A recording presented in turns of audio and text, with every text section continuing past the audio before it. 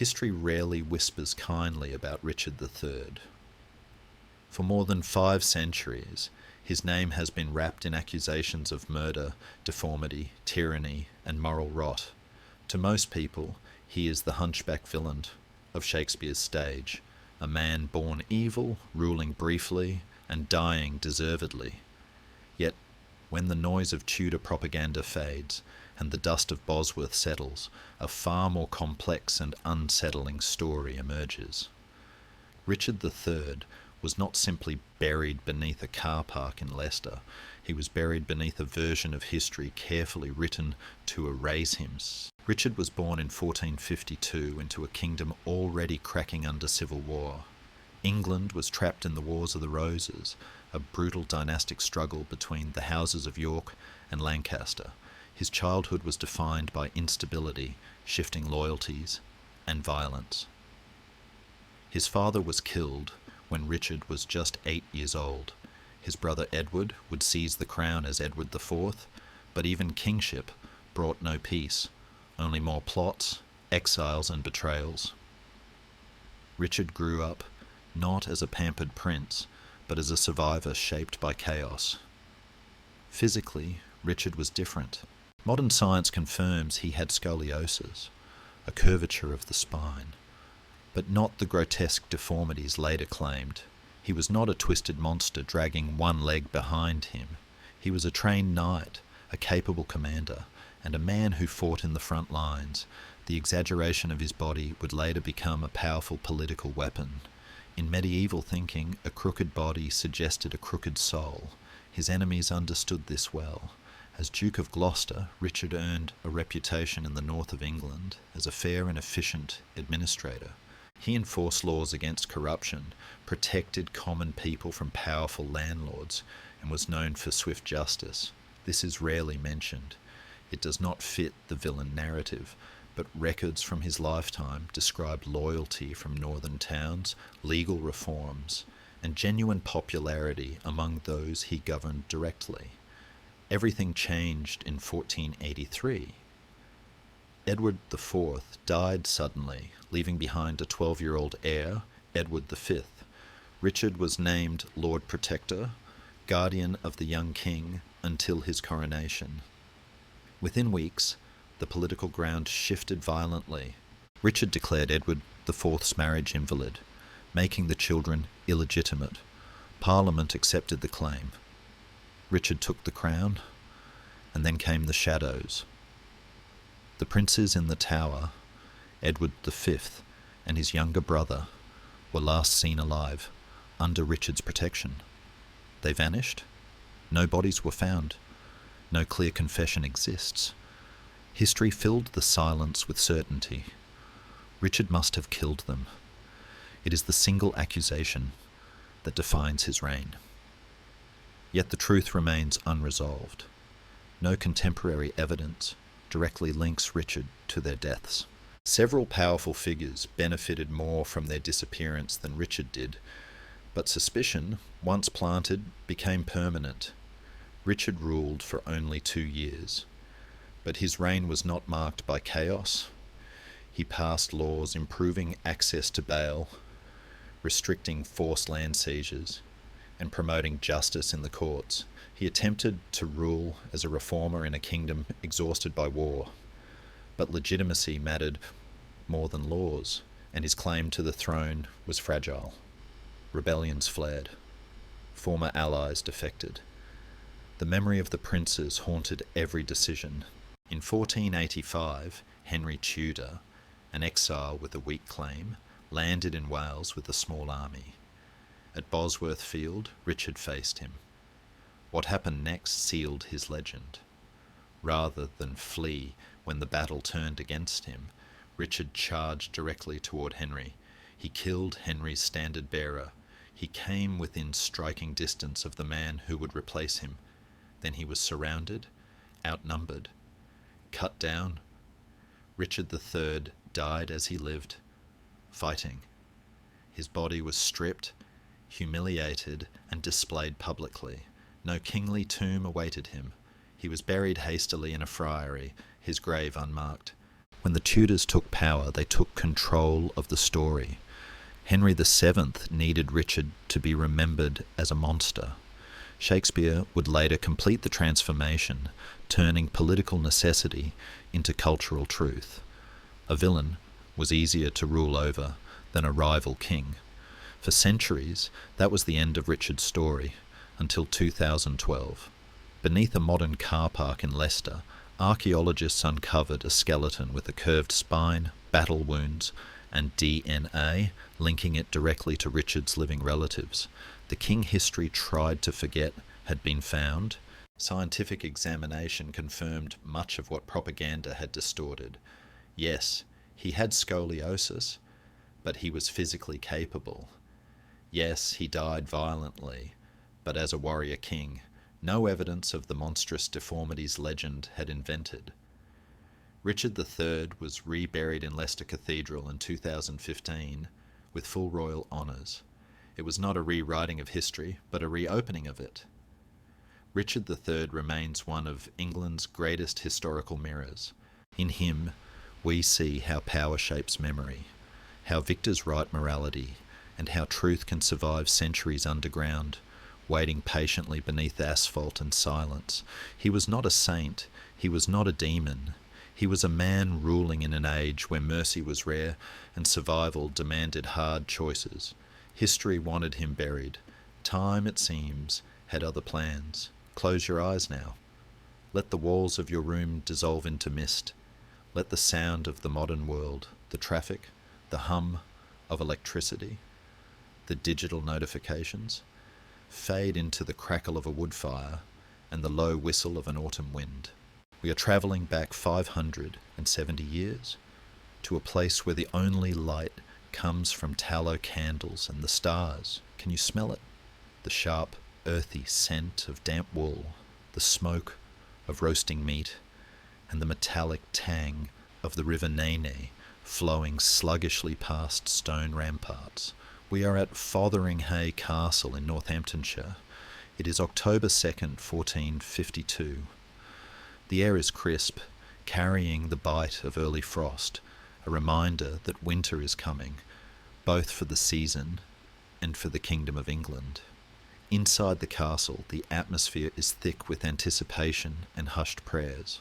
In a high chamber, hung with heavy tapestries to keep out the chill, Cecily Neville, the Duchess of York, is labouring. She is known as the Rose of Raby for her beauty, but she is also a woman of steel, a matriarch who will outlive most of her sons and see the ruin of her house. This is not her first child. She's born 11 before this one, and she knows the fragility of life intimately. Several of her children have already died, young, ghostly footnotes in the family Bible, but tonight she fights for another. The labour is long, but it is not the supernatural horror show that legend would later invent.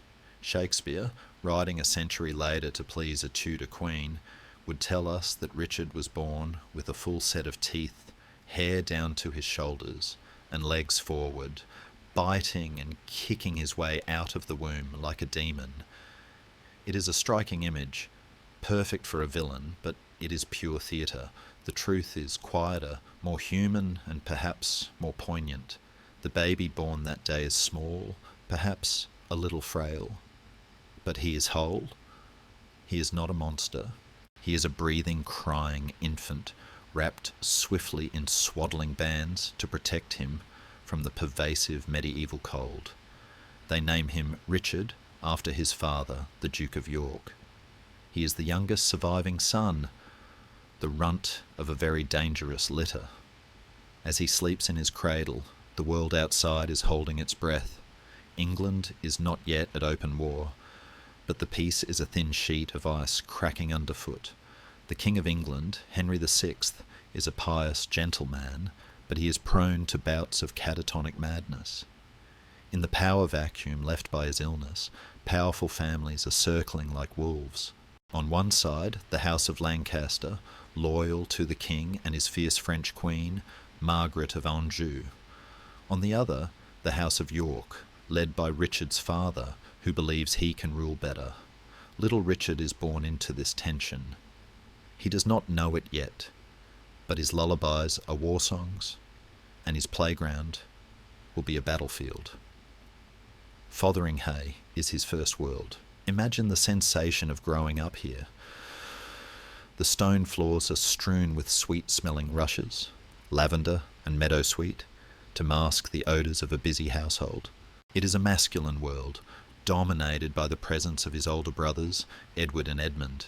Edward, 10 years older, is already the golden boy. Tall, handsome, charismatic, everything a prince should be. He is the sun around which the family orbits. Edmund is the second, eager and brave. Richard, the youngest, watches them with the wide eyes of a boy who knows he has to run twice as fast just to keep up. Historians still argue whether the scoliosis that would curve his spine was present at birth or if it developed later, in the growth spurts of adolescence. Most evidence suggests the latter. As a small child at Fotheringhay, he was likely just a slender, dark-haired boy, perhaps a bit serious for his age, soaking in the lessons of nobility. He learns that safety is an illusion. He learns that his father is a great man, but a hunted one. The Duke of York is often away, navigating the treacherous waters of London politics, leaving Cecily to manage the vast estates and the education of her sons. It is a childhood of waiting. Waiting for news. Waiting for the messenger to ride through the gates on a lathered horse. Is it good news? Has father been named protector of the realm? Or is it bad news? Has the Queen declared them traitors again? This anxiety is the background hum of Richard's life, as constant as the river outside. There is a softness to these early years too, a warmth that is often forgotten. We have records of the boys' education. They are taught Latin, French, music, and the laws of chivalry. Richard is a diligent student. He is not the brute strength of the family. He is the thinker, the observer. He learns to read people as well as books. In the quiet of the castle chapel, he absorbs a deep, conventional piety that will stay with him until his death. He believes in order. He believes in loyalty. These are the anchors he clings to as the storm gathers, and the storm does gather. When Richard is just a toddler, the first battle of St. Albans is fought, the first real blood of the Wars of the Roses. The king is captured. Richard's father is victorious. But victory in the 15th century is as slippery as a wet cobblestone. The pendulum swings back. By the time Richard is 7, the family is forced to flee. This is a crucial moment in his psychology. The transition from the secure stone of Fotheringhay to the chaos of the road. He is no longer just a duke's son. He is a political refugee. The family moves to Ludlow Castle in the Welsh Marches, a wilder, rougher place. Here, the winds blow harder, and the enemies are closer. It is said that adversity introduces a man to himself, but for Richard, adversity is the only parent he truly knows. He watches his mother, Cecily, stand tall in the face of threats. He sees that dignity can be a weapon. He is small, yes, but he is learning to be unbreakable. It is a hard lesson for a child. Most 7-year-olds worry about scraped knees or missing dessert. Richard worries about attainder and treason. Though, to be fair, he probably also worried about missing dessert. Medieval confectionery was excellent, often involving marzipan castles, which are much tastier than real ones. The shadows are lengthening now. The year is 1459. The family is together at Ludlow, but an army is marching against them. The royal forces, vastly outnumbering the Yorkists, are approaching. Panic ripples through the castle. Richard, just 7 years old, stands in the courtyard, watching the breath of the horses mist in the cold night air. He sees his father and brothers preparing for a fight they cannot win. And then the unthinkable happens. The betrayal. The Yorkist army disintegrates. His father and older brothers decide they must flee to save the cause, escaping into the night to Ireland and Calais. But they cannot take everyone. In the chaos of the rout of Ludford Bridge, little Richard and his mother are left behind. They are surrendered to the mercy of the Lancastrian army. Imagine the terror of that moment. The men who should have protected you are gone. The gates are opening to soldiers who call your father a traitor.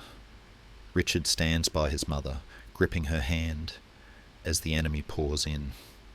He is a prisoner of war before he has even held a sword. This is the end of his innocence.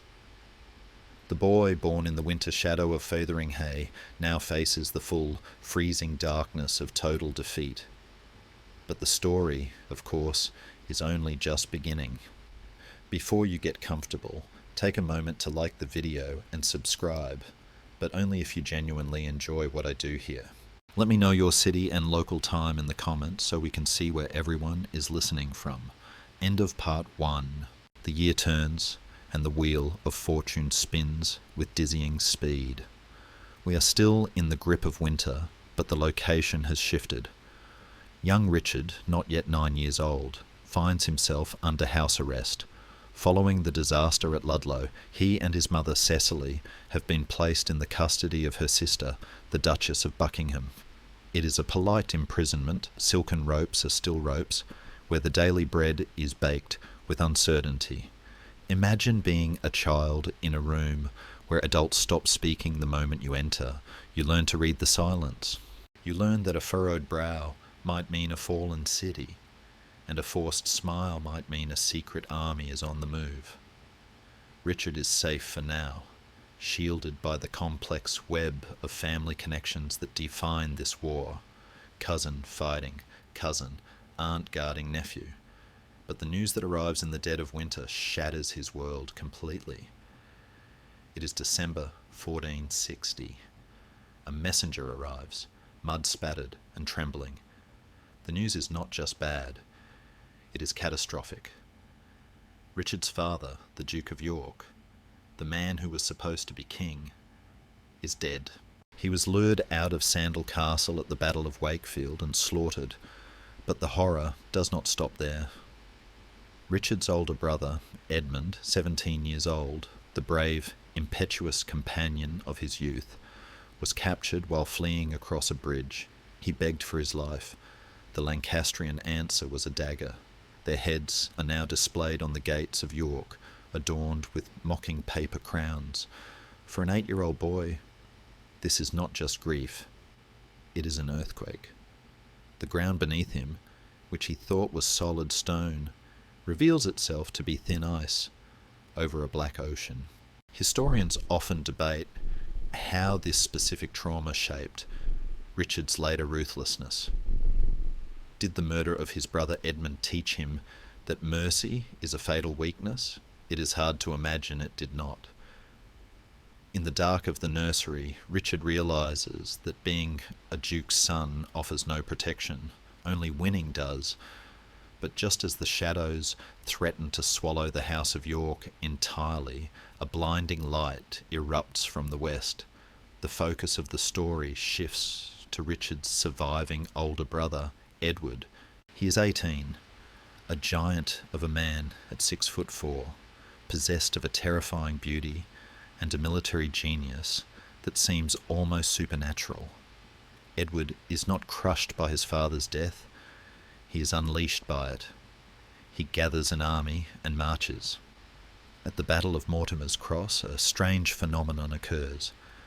As the dawn breaks, 3 suns appear in the sky, a meteorological rarity known as a parhelion caused by ice crystals in the air. The soldiers are terrified, thinking it an omen of doom. But Edward, with the charisma that will define his reign, points his sword to the sky. He tells them it represents the Holy Trinity and a blessing upon the 3 surviving sons of York. They believe him, they fight, they win, to ensure their safety while Edward gambles everything for the crown. Richard and his brother George are smuggled out of the country. They are put on a ship bound for Burgundy across the narrow sea. Feel the wooden deck shifting under Richard's small boots, the smell of salt and tar replacing the scent of incense. He is an exile again, watching the white cliffs of England fade into the grey mist. It is in the safety of the Low Countries that he waits, while the true horror plays out back home. He does not see the Battle of Towton with his own eyes, but he hears the stories, and they paint his imagination in shades of red and white. Towton, fought on Palm Sunday, 1461, remains the bloodiest battle ever fought on English soil. Amidst a blinding blizzard, where the wind screamed like a banshee and snow blinded the archers, 50,000 men collided. The rivers ran red with blood for days. It was a slaughter so profound it reshaped the demographics of the nobility. When the snow melted, the House of Lancaster was broken, and Edward of York was the undisputed master of England. Richard returns to England not as a refugee, but as a prince. The transformation is dazzling. The boy who was a prisoner only months ago now rides into London to see his brother crowned King Edward IV. The city is a riot of colour. Tapestries hung from windows, conduits running with wine, the air vibrating with the ringing of bells. And there at the centre of it all is Edward. To Richard, Edward must have looked like a god.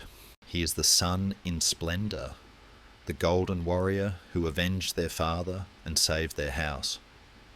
Richard is created Duke of Gloucester, a title of immense power for a boy not yet 10. He is made a Knight of the Garter. He is given sword, crest, and lands. Yet amidst the feasting and the fanfare, one imagines Richard watching quietly from the side. He is the king's brother, yes, but he is also the observer. He sees how quickly the crowds who cheered for Henry VI now cheer for Edward. He sees that loyalty is often just a matter of who is wearing the biggest crown. There is a slight absurdity to it all. 1 minute you are running for your life, the next you are being served peacock on a silver platter. It's enough to give anyone a sense of vertigo. This period of Richard's life is often glossed over, but it is vital. It is here, in the shadow of his brother's magnificence, that Richard's loyalty is forged. Edward is the sun, Richard is the moon, content to reflect his brother's light. He does not envy Edward's height or his easy way with women. He idolizes him, but he also learns a different role. While Edward is the charismatic face of the regime, someone needs to handle the details. Someone needs to be vigilant. Richard begins to understand that a king needs more than just a crown. He needs a watchdog. The coronation festivities eventually wind down, and the reality of ruling sets in. Edward is a young king in a divided country. He needs to secure the loyalty of the next generation.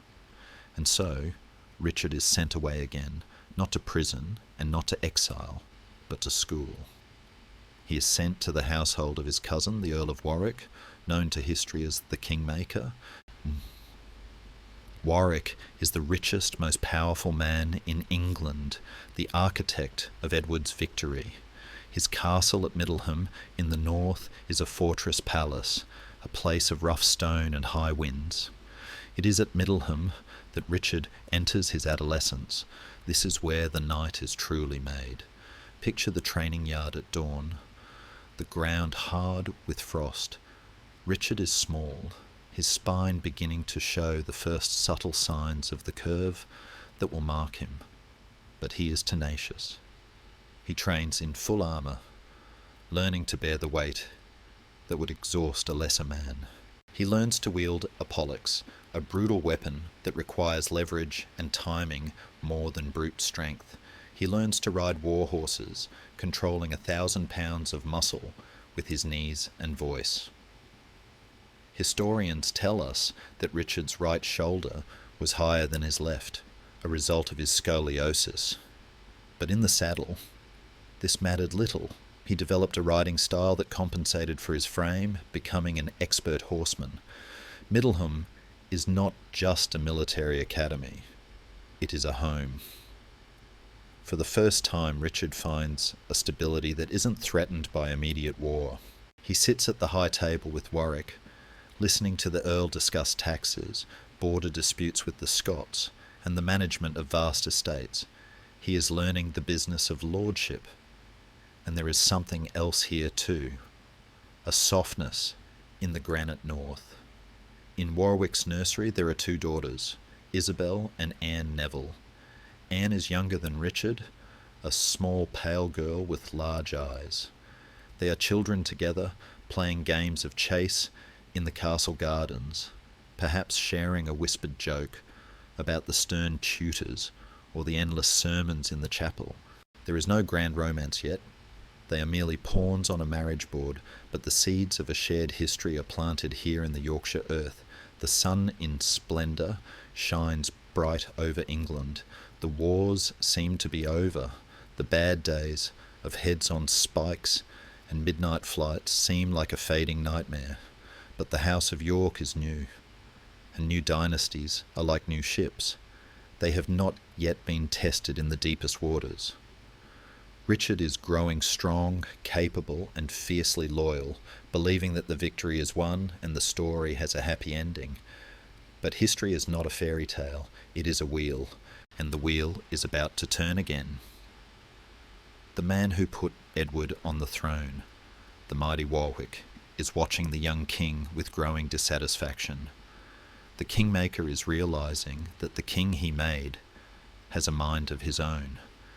And in the shadows of the north, the first cracks of a new betrayal are beginning to form, silent and deadly as frost in a stone wall. The air at Middleham is crisp, but the air in London is stifling. It is 1464, and the young king, Edward IV, does something that sends a shockwave through the courts of Europe. Warwick the kingmaker has been busy in France, negotiating a prestigious marriage for Edward with a French princess. It is the sensible strategic move, a union that would secure peace and legitimacy for the new dynasty. But Edward, the Golden Warrior, has a fatal flaw. He follows his heart, not his head. In a secret ceremony, hidden in the woods of Northamptonshire, he marries Elizabeth Woodville. She is not a foreign princess, she is a commoner, a widow, and, worst of all, from a family of die-hard Lancastrians. When the secret is revealed, the humiliation for Warwick is absolute. He has been played for a fool on the international stage. Richard, watching from the north, must have felt the tremor. The brotherhood of the sun in splendour is cracking. Warwick, the man who was a second father to Richard, begins to whisper poison into the ear of Richard's other brother, George, Duke of Clarence. George is vain, easily manipulated, and jealous of Edward's power. Warwick offers him a deal. Marry my daughter Isabel against the king's orders, and we can rule England together. This is the crucible of Richard's loyalty. He is caught between the brother he worships and the mentor who raised him. Most teenagers rebel against authority. Richard doubles down on it. When Warwick and George launched their rebellion in 1469, plunging England back into chaos, Richard makes his choice instantly.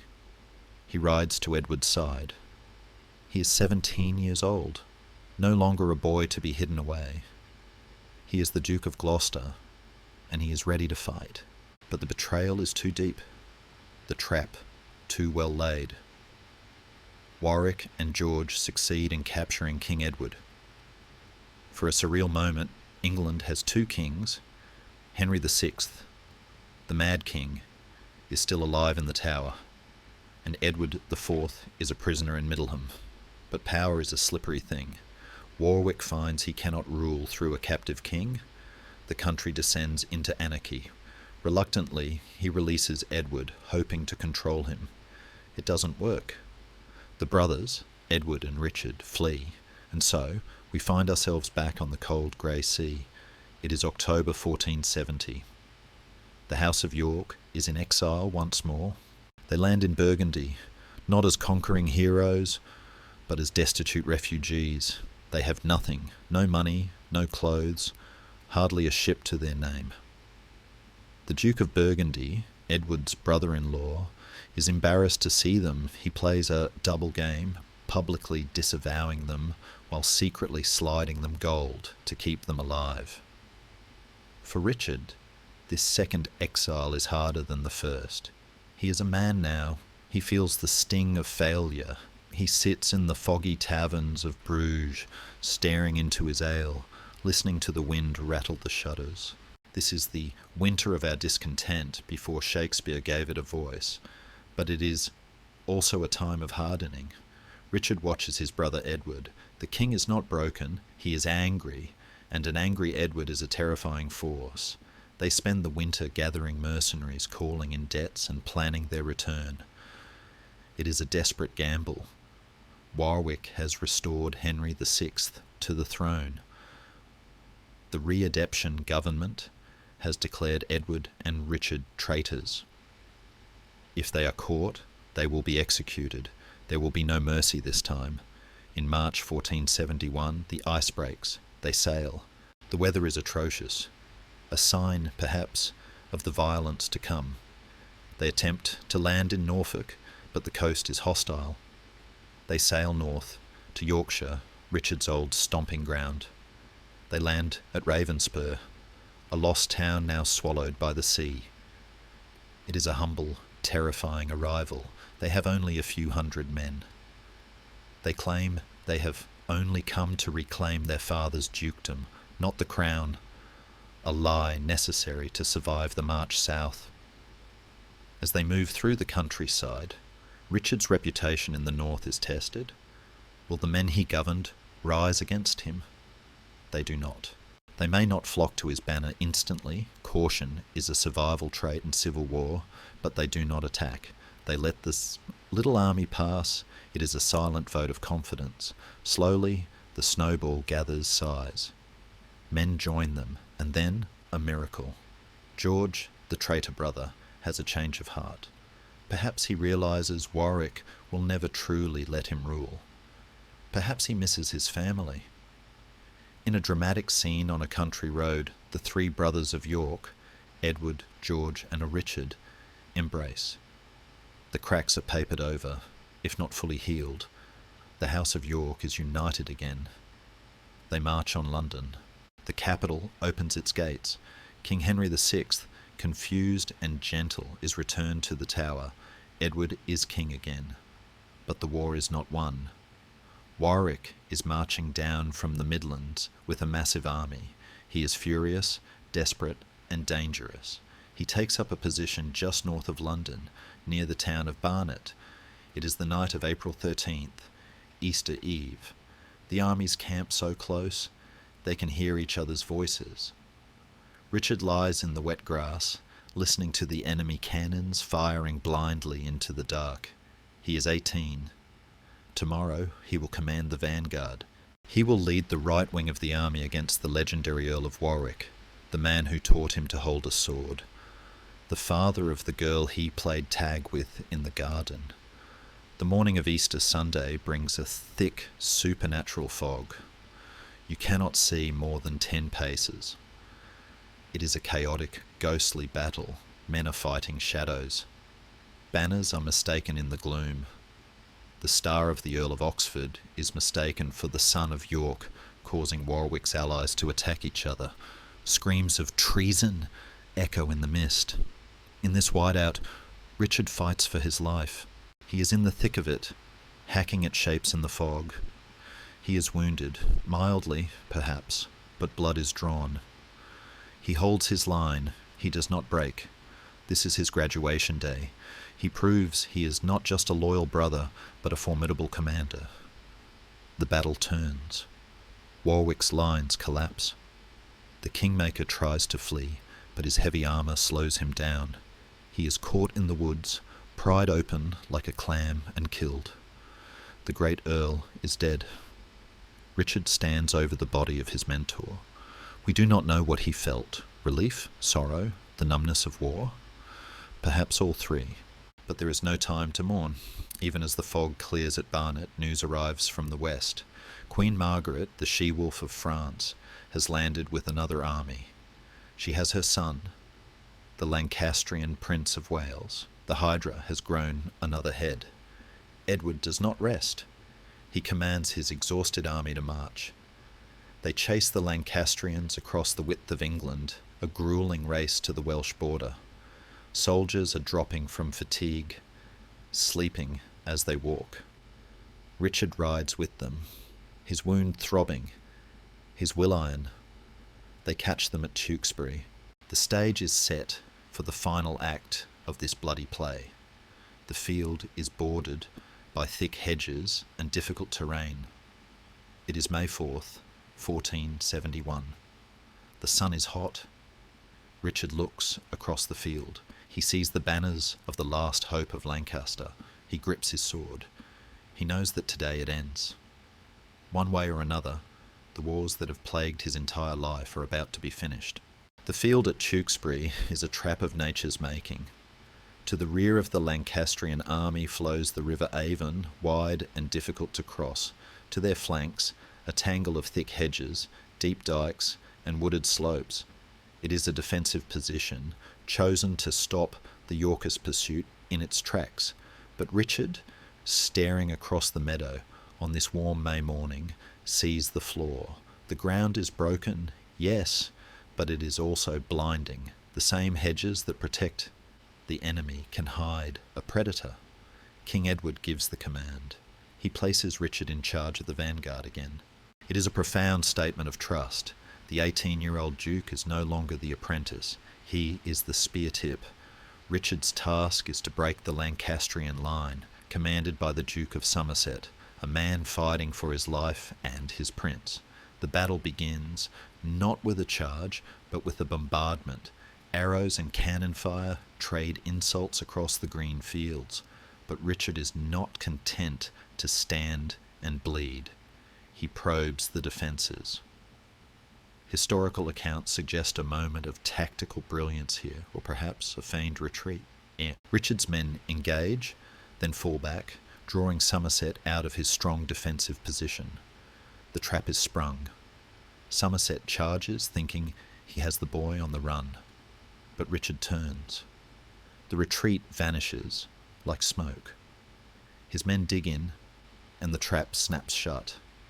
Somerset finds himself overextended, caught in the open. Then, the king's reserve forces crash into his flank. The fighting is savage. It is hand to hand, shield to shield, a crushing mosh pit of steel and sweat. Richard is in the centre of the vortex, his small frame a whirlwind of calculated violence. The Lancastrian line shatters. Panic, the most contagious disease in warfare, sweeps through their ranks. Men turn to run, but there is nowhere to go. The River Avon, their protector, becomes their executioner. Hundreds are cut down in a meadow, now known as the Bloody Meadow. The river water turns pink. In the aftermath, the tragedy of the wars crystallises into a single moment. The Lancastrian Prince of Wales, Edward of Westminster, the boy born to be king, the rival Richard has heard about since childhood, is found on the field. He is 18, the same age as Richard. He is dead. Whether he fell in the crush of battle or was captured and executed is a detail historians still wrestle with. Shakespeare paints a grim picture, the prince defiant, spitting insults, and the three York brothers, Edward, George, and Richard, stabbing him in a frenzy of shared bloodlust. It is dramatic, but unlikely. The reality was probably colder, simpler, and less personal. He was an obstacle. He was removed. With the prince dead, the hope of Lancaster dies too.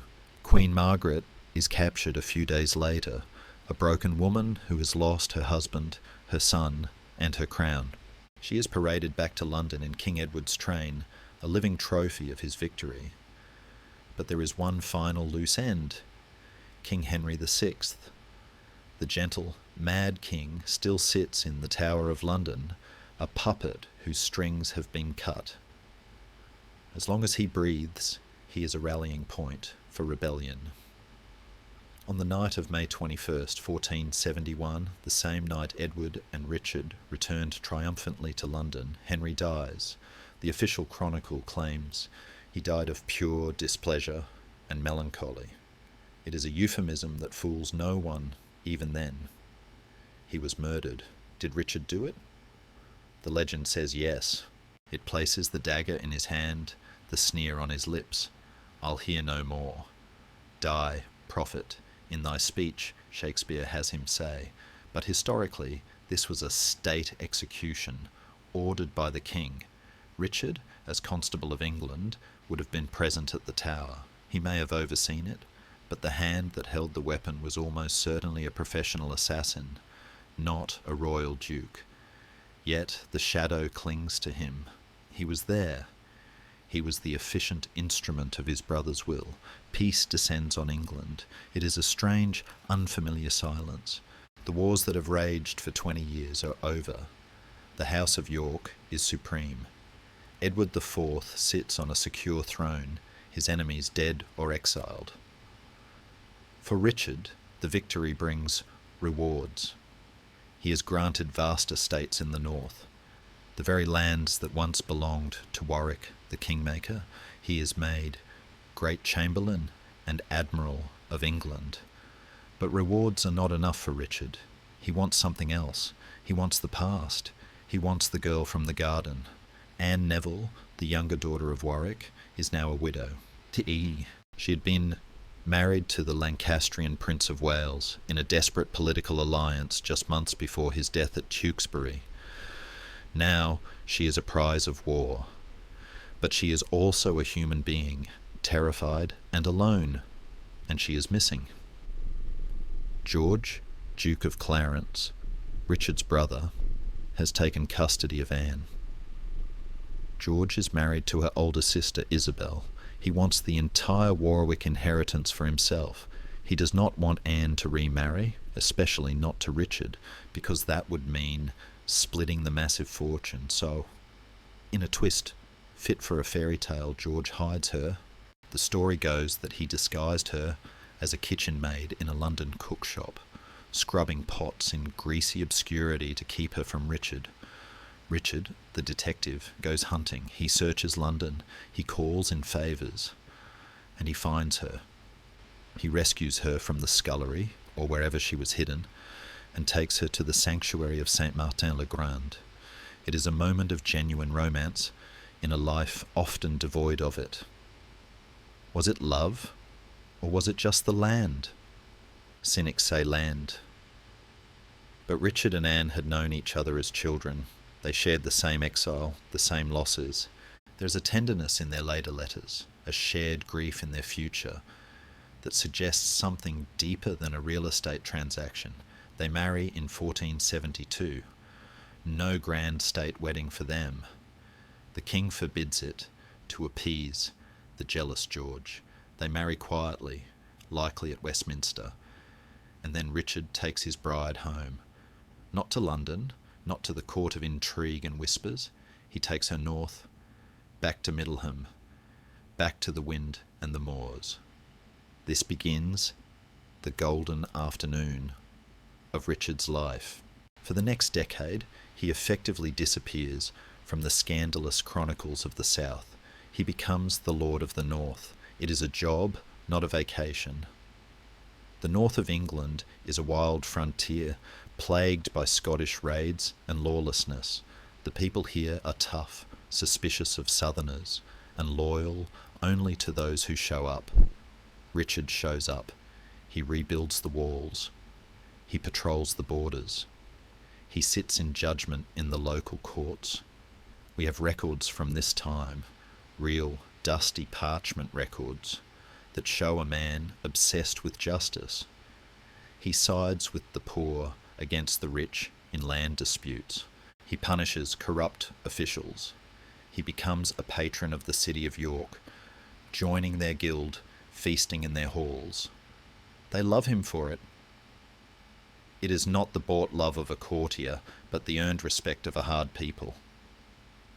They call him Lord of the North. He and Anne build a life at Middleham. They have a son, Edward, born around 1473. He is a fragile boy, much like Richard was, but he is the centre of their world. Imagine the evenings in the great hall of Middleham, the fire roaring in the hearth, the dogs sleeping in the rushes. Richard, now in his 20s, sits with Anne. He is a powerful man, a prince of the blood, but here he is just a husband, a father, a landlord.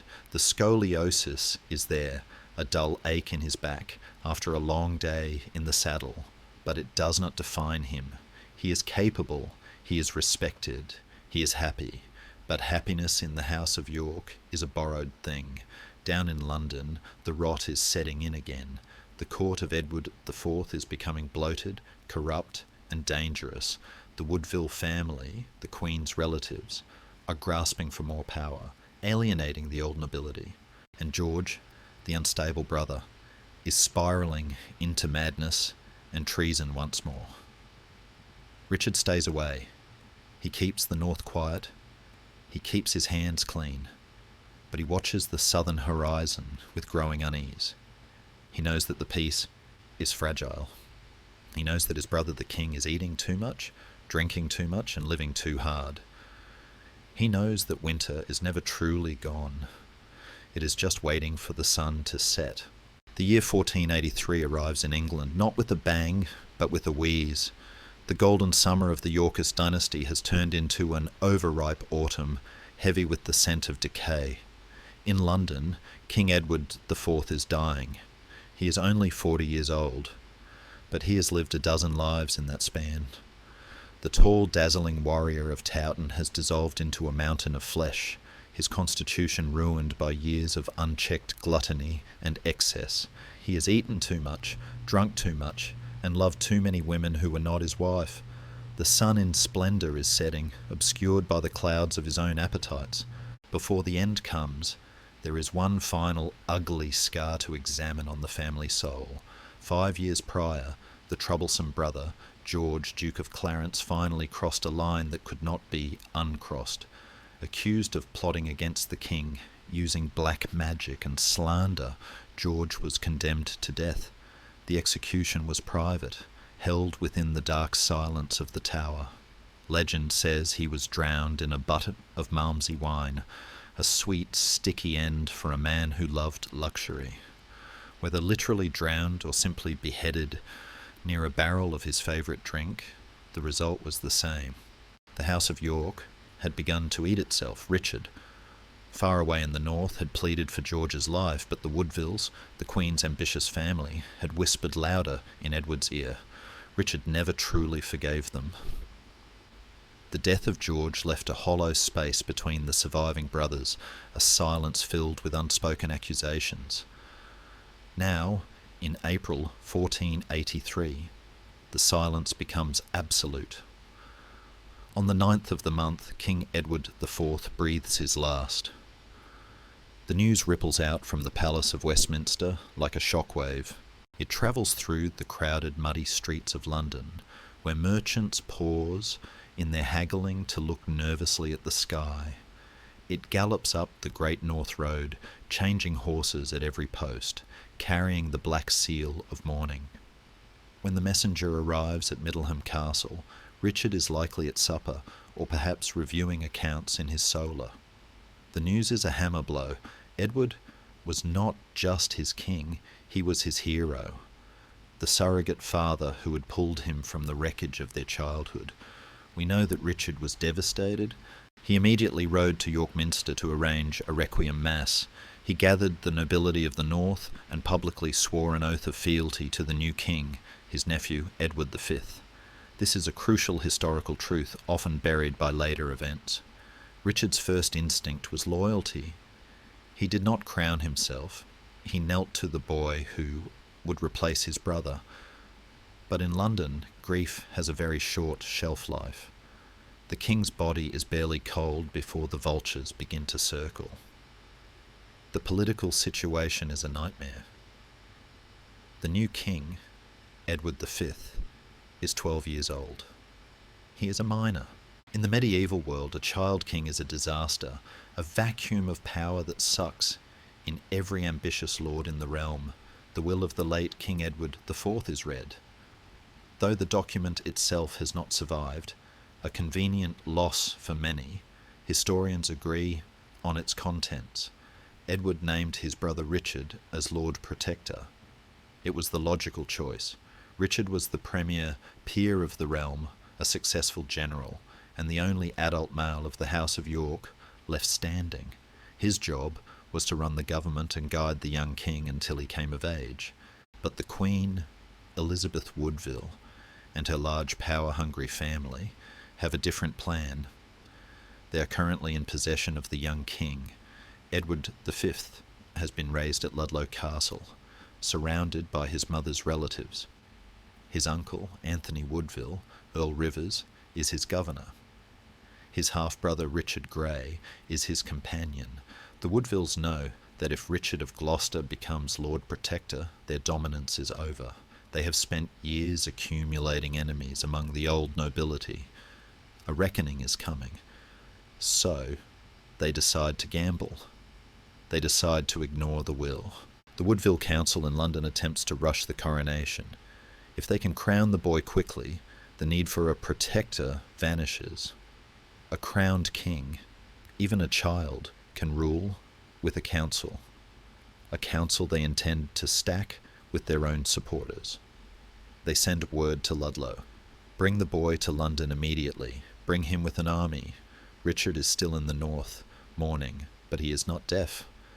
Letters begin to arrive from London, written in invisible ink of panic. The primary correspondent is William, Lord Hastings. Hastings was Edward IV's best friend and drinking companion, a man who hates the Woodvilles with a passion. He writes to Richard with urgent, terrifying clarity. Come well accompanied. He warns that the Woodvilles are staging a coup. They have seized the royal treasure. They are issuing orders in the king's name. They are threatening to skin the old nobility alive. Richard faces the most dangerous choice of his life. If he stays in the north, he abdicates his duty to his dead brother and leaves the realm to a faction he believes is corrupt. If he goes to London alone, he will likely be arrested or accidentally killed in a scuffle. If he marches with an army, he looks like he is starting a civil war. He chooses the middle path, a path of calculated aggression. He writes to the Queen, expressing his condolences and his loyalty, but asking gently why a peacetime coronation requires an army of 2,000 men to escort the king. He receives silken, evasive replies. He needs an ally. He finds one in Henry Stafford, the Duke of Buckingham. Buckingham is a man who has been marginalised by the Woodvilles for years. He is wealthy, arrogant, and desperate for the spotlight. He contacts Richard with a proposal. Let us meet. Let us combine our forces. Let us save the king from his mother's family. Richard sets out from York. He travels with a modest retinue, about 600 men, all dressed in mourning black. It is a sombre procession, but under the black cloaks the mail is polished and the swords are sharp. He moves south down the spine of England toward the intercept point. The destination is Northampton. The young king and the Woodvilles are moving south from Ludlow. Richard is moving south from York. Their paths are destined to cross. The tension in the air is palpable. It is the end of April. The hawthorn hedges are blooming, white flowers masking the sharp thorns underneath. England holds its breath. The common people do not know the details of the power struggle, but they can feel the vibration in the ground. They remember the wars. They remember the blood. They pray that the Duke of Gloucester, the man known for justice in the north, can bring order to the chaos in the south. Richard rides, not as a usurper, but as a man trying to enforce a will that is being shredded. He believes he is the law, but he knows that in this game, the law is only as strong as the steel that backs it. He is walking into a trap, or perhaps he is setting one. As the walls of Northampton appear on the horizon, the sudden silence of April is about to be broken by the clash of wills that will determine the fate of the nation. The roads of medieval England are arteries of dust and rumour. In late April 1483, two vital pulses of power are moving towards a collision. On the one hand, The young king, Edward V, surrounded by the Woodville clan, his uncle Earl Rivers and his half-brother Richard Grey, is travelling from Ludlow with 2,000 armed men. On the other, Richard, Duke of Gloucester, and the Duke of Buckingham are converging from the north. The rendezvous point is Northampton, a bustling market town that sits like a knot in the centre of the kingdom's road network. On April 29th, the Woodville party arrives in Northampton, but they do something strange. They send the young king onward to the village of Stony Stratford, 10 miles further down the road towards London, while the leaders, Rivers and Grey, remain in Northampton to greet Richard. It is a tactical sleight, a way of keeping the prize, the king, just out of Richard's reach, while observing the niceties of protocol. When Richard and Buckingham ride into Northampton that evening, the atmosphere is electric with false politeness. Earl Rivers meets them at the inn. Rivers is a sophisticated man, a poet, a jouster, a pilgrim. But beneath the velvet doublet beats the heart of a political shark. He greets Richard with warm embraces. They dine together. The wine flows. To an observer, it looks like a family reunion. They talk of the late king. They share memories. They toast to the future. But when the candles burn low and Rivers retires to his chamber, the smiles drop like masks. Richard and Buckingham do not sleep. They stay up, speaking in low voices, likely reviewing the intelligence Hastings has sent from London. They know that if the Woodvilles reach London with the king and their army, Richard's protectorship is dead. He will be marginalised, perhaps even tried for treason on trumped-up charges. The Woodvilles have already shown they don't care about the late king's will. The sun rises on April 30th, the trap is sprung. Before Earl Rivers can even break his fast, he finds his inn surrounded by Richard's northern troops. He is arrested. No violence, no blood, just the cold steel of superior force. He is accused of plotting against the Lord Protector. Rivers, stunned, tries to argue, but Richard is not in a debating mood. The poet Earl is sent north, a prisoner. Richard and Buckingham then ride hard for Stony Stratford. They must catch the king before he realises what has happened. They arrive just as the royal party is preparing to leave. The scene is tense. The young king, Edward V, is 12, old enough to understand something is wrong, young enough to be terrified. He sees his uncle Richard, whom he barely knows, riding in with grim-faced soldiers. He looks for his uncle Rivers, his protector, and sees only empty road. Richard dismounts and kneels in the dust. He is respectful, reverent. He pays homage to his nephew as king, but then he stands and delivers the hard truth. He tells the boy that his Woodville relatives have been conspiring against the government. He tells him that for his own safety, his entourage must be dismissed. He arrests Richard Grey, the king's half-brother, right there in the king's presence. Edward V protests. He is a spirited boy, not a passive doll. He defends his family. "I know of no such plot," he cries. But Richard, gentle but immovable, replies that the king is young and has been deceived. The Woodville soldiers, seeing their leaders in chains and facing the united front of the Dukes of Gloucester and Buckingham, melt away. They are mercenaries, not martyrs. Richard takes control of the king. They turn the horses around. They do not race to London immediately. They move at a measured pace, allowing the news of the rescue to spread. Richard sends letters explaining his actions. He has saved the king from traitors. He is merely executing his brother's will. In London, panic erupts. When Queen Elizabeth Woodville hears that her brother and son have been arrested and that Richard has the king, she knows the game is up. She does not fight. She flees. In the middle of the night, she takes her remaining children, including her second son, the 9-year-old Richard, Duke of York, and breaks through the wall into the sanctuary of Westminster Abbey. It is a scene of chaos. Servants are dragging chests of treasure, tearing down tapestries, carrying furniture. The Queen sits on the rushes of the abbey floor, all desolate and dismayed, surrounded by her weeping daughters. Richard enters London on May 4th. The city is on edge, but the spectacle is managed perfectly. The young king is dressed in blue velvet. Richard rides beside him, bareheaded, pointing out the boy to the crowds, shouting, "Behold your king!" He is playing the role of the loyal uncle to perfection. The citizens, seeing the king safe and the feared civil war averted, cheer. The Woodville tyranny, which many Londoners resented, is broken. Richard installs the king in the Bishop of London's palace. The council meets. They confirm Richard as Lord Protector. The coronation is rescheduled for June 22nd. Everything seems to be returning to normal. Coins are minted with Edward V's name. Writs are signed. Richard governs with his customary efficiency. But beneath the surface, the ground is turning to quicksand. Richard discovers that the treasury has been looted by the Woodvilles before they fled. The government is broke. And though the Queen is in sanctuary, she is not powerless. She is sending messages, plotting with her supporters. The king too is difficult. He misses his mother. He misses his uncle Rivers.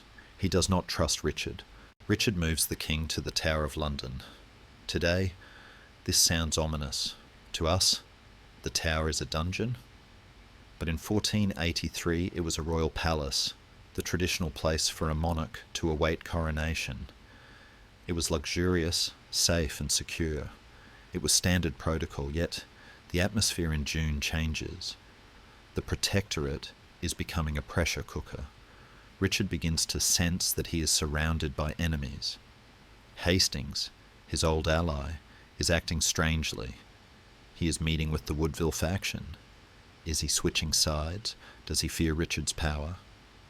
On Friday, June 13th, the tension snaps.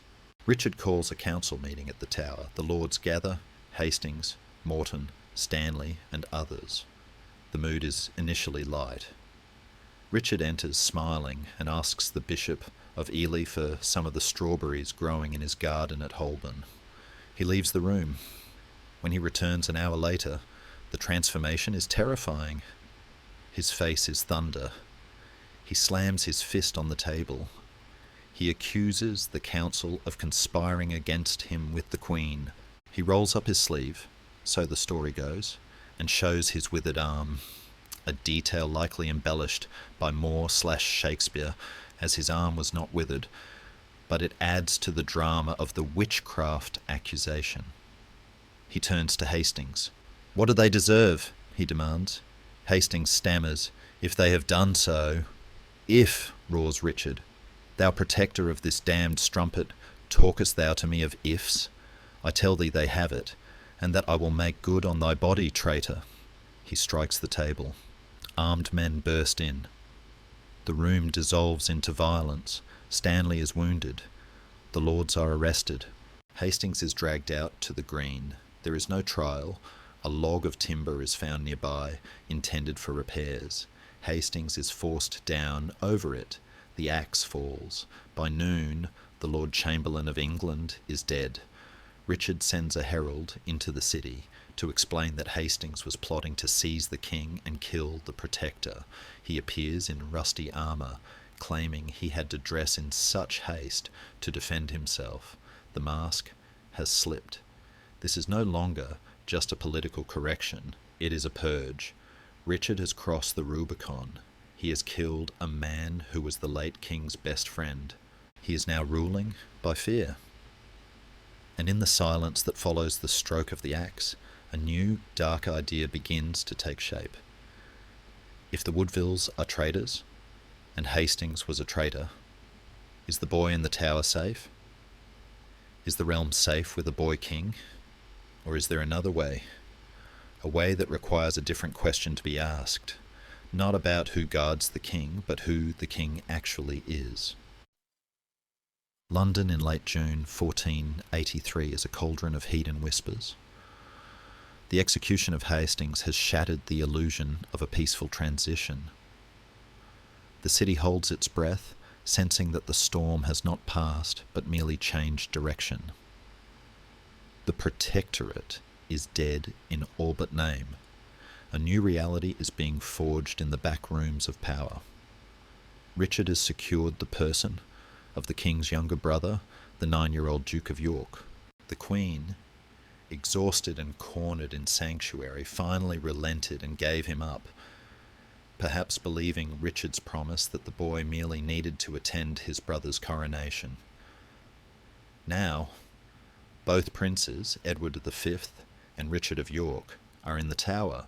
They are together, they are safe, but they are also invisible. On Sunday, June 22nd, the political ground shifts tectonically. The scene is St. Paul's Cross, an open-air pulpit in the churchyard of the great cathedral. It is the medieval equivalent of a breaking news broadcast. A massive crowd has gathered, sweating in their woolens, jostling for position. They expect a sermon on scripture. What they get is a bombshell. The preacher is Dr. Ralph Shah, a respected theologian and the brother of the Lord Mayor. He steps up to the pulpit and delivers a text that rings out like a trumpet blast. Bastard slips shall not take deep root. The message is shocking. Shah declares that the coronation of Edward V cannot happen. Why? Because he is not the rightful king. He is illegitimate. The preacher weaves a complex legal argument that hangs on a ghost from the past. He claims that the late King Edward IV, before he married Elizabeth Woodville in that secret ceremony in the woods, had already pledged himself to another woman, Lady Eleanor Butler. In the eyes of the church, a pre-contract of marriage is as binding as the ceremony itself. Therefore, Edward's marriage to Elizabeth was bigamy. Therefore, all their children are bastards. Therefore, the throne is empty. The crowd stands in stunned silence. This is not just gossip. It is a legal demolition of the entire royal line. Shakespeare, writing later, would have us believe the citizens stared in horror, like dumb statues or breathing stones. In reality, the reaction was likely more complex, a mix of cynicism, shock, and perhaps a quiet relief among the merchants. A child king meant instability.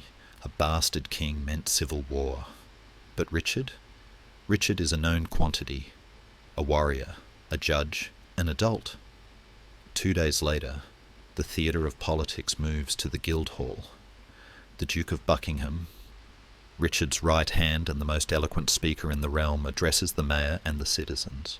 He lays out the case again, painting the late King Edward IV as a licentious tyrant and the Woodvilles as sorcerers who bewitched him. He asks the crowd a simple question.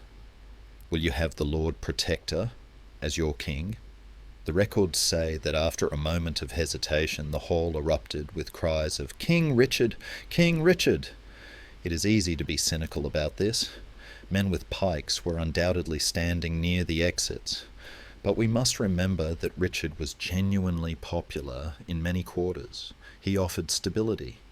In a summer of fear, order is a powerful drug. On June 26th, the delegation of lords and citizens rides to Baynard's Castle, Richard's London residence.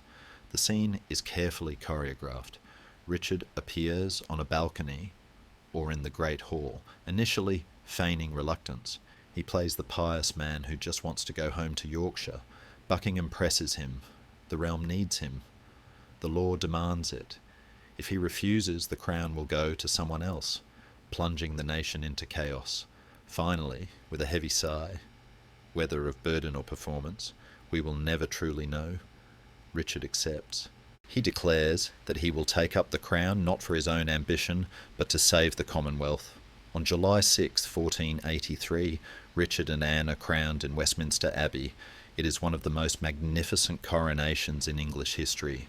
The attendance is staggering. Almost the entire peerage of England is there. This is a crucial detail often forgotten.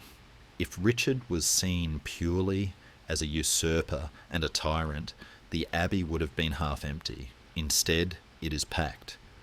The great families, even those who loved Edward IV, line up to pay homage.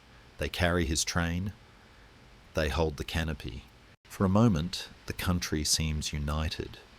Richard III and Queen Anne walk barefoot to the shrine of St. Edward the Confessor. The holy oil is anointed on his head, chest, and hands. The heavy crown of St. Edward is placed on his brow. The chant of Vivat, Vivat, Vivat echoes off the stone vaulting. He is king. The usurpation is complete. The boy Edward V is now merely Edward the Bastard. The legal document justifying the coup, the Tutelus Regius, is drawn up and later ratified by Parliament. It is a watertight legal case, provided you believe the initial premise. Historians still argue whether the pre-contract story was a complete fabrication or if Richard genuinely believed it. Bishop Stillington, a man who had fallen in and out of favour with Edward IV, stepped forward to testify that he had witnessed the pledge to Eleanor Butler. Was he telling the truth, or was he a man buying his own survival with a convenient lie? We will never know for certain. But for Richard, it provided the moral scaffolding he needed. It allowed him to look in the mirror and see a saviour, not a monster. He wasn't stealing the crown, he was catching it before it fell into the mud. The coronation festivities spill out into the streets. Wine flows in the conduits. There are jousts and banquets. Richard and Anne, now dressed in purple velvet, preside over a court that glitters with renewed grandeur. They plan a royal progress, a tour of the kingdom to show themselves to the people. They will go to York, Richard's spiritual home, for a second, even grander celebration. But even as the fanfare plays, there is a shadow lengthening across the bright tapestry of the new reign, a silence that is becoming louder by the day. The princes. They are still in the tower. During the coronation, they were nowhere to be seen. As the summer wears on, people begin to ask questions. Where are they? Are they playing in the gardens? Are they being educated? At first they are seen occasionally, shooting arrows or playing behind the barred windows. Then, the sightings become rarer. The servants who attend them are dismissed and replaced with men loyal only to Richard. Dr. Argentine, the last physician to see Edward V, reports that the boy is like a victim prepared for sacrifice, confessing his sins daily, expecting death. Richard leaves London for his royal progress in late July. He travels through Oxford, Gloucester, and Warwick, greeted by cheering crowds and pageants. He is showing the flag, dispensing justice, acting every inch the good king. He arrives in York in late August to a rapturous reception. The city puts on a display of loyalty that moves him deeply. He invests his son, Edward, as Prince of Wales. It is the high watermark of his life. He has everything: the crown, the heir, the love of his people in the north. But back in London, the door to the prince's apartments is shut, and it does not open again. Sometime in that late summer or early autumn of 1483, while Richard is being feted in York, the boys vanish. They simply cease to be. There is no announcement of illness, no funeral, no public viewing of bodies, just a void where two children used to be. The rumours begin to swirl like autumn leaves. They start in the alehouses and the market squares. They are dead. He killed them. Smothered in their beds. Drowned. The whispers travel along the trade routes to France and Burgundy. The King of France observes darkly that Richard is a man with blood on his hands. Richard does nothing to counter the rumours. He does not produce the boys to prove they are alive. He does not announce their deaths from natural causes. He maintains a stony, inexplicable silence. Why? If they died naturally, why not show the bodies? If he killed them, why not invent a story of a fever? This silence is the greatest mystery of his reign. It is the oxygen that feeds the fire of his villainy. Perhaps he thought that by ignoring the boys, they would become politically irrelevant. If so, it was a fatal miscalculation. In the absence of truth, people will always invent a nightmare, and the nightmare they invent is of a wicked uncle creeping through the dark with a pillow in his hands. The glory of the coronation is fading. The summer heat is breaking into thunderstorms, and in the hearts of the English people, a seed of doubt is planted. It is a small seed, but it will grow into a forest of thorns that will eventually choke the king who thought he had saved the realm. The Tower of London stands on the north bank of the Thames, a brooding sentinel of grey stone that has watched over the capital for nearly 1,000 years. In the late summer of 1483, it is not yet the symbol of terror. It will become under the Tudors. It is a palace, a fortress, a mint, and a zoo, where lions and polar bears pace in their cages. But within the Garden Tower, later known as the Bloody Tower, two other captives are pacing. Edward V, the uncrowned king, and his brother Richard, the Duke of York, are living in a twilight world. They are the loose ends of the Yorkist Revolution, the uncomfortable footnotes in Richard III's story of legitimacy, and as the leaves begin to turn in the royal parks, the fog of history descends to swallow them whole. The disappearance of the princes in the Tower is the black hole at the centre of the 15th century. It sucks in all light, all logic, and all certainty, leaving us only with theories and the cold draft of suspicion.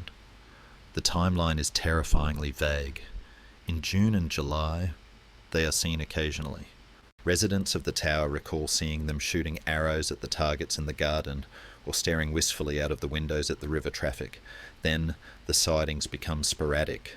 The boys are moved to deeper, more secure apartments. The physician, Dr. Argentine, visits them and reports a sense of doom hanging over the elder boy. And then, nothing. No more arrows, no more faces at the window. The door closes and the silence begins. Did Richard kill them?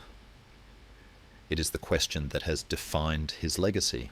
The traditional narrative, cemented by Thomas More and Shakespeare, is a horror story of operatic proportions. They paint Richard as a monster who hires a sad-eyed assassin named Sir James Tyrrell.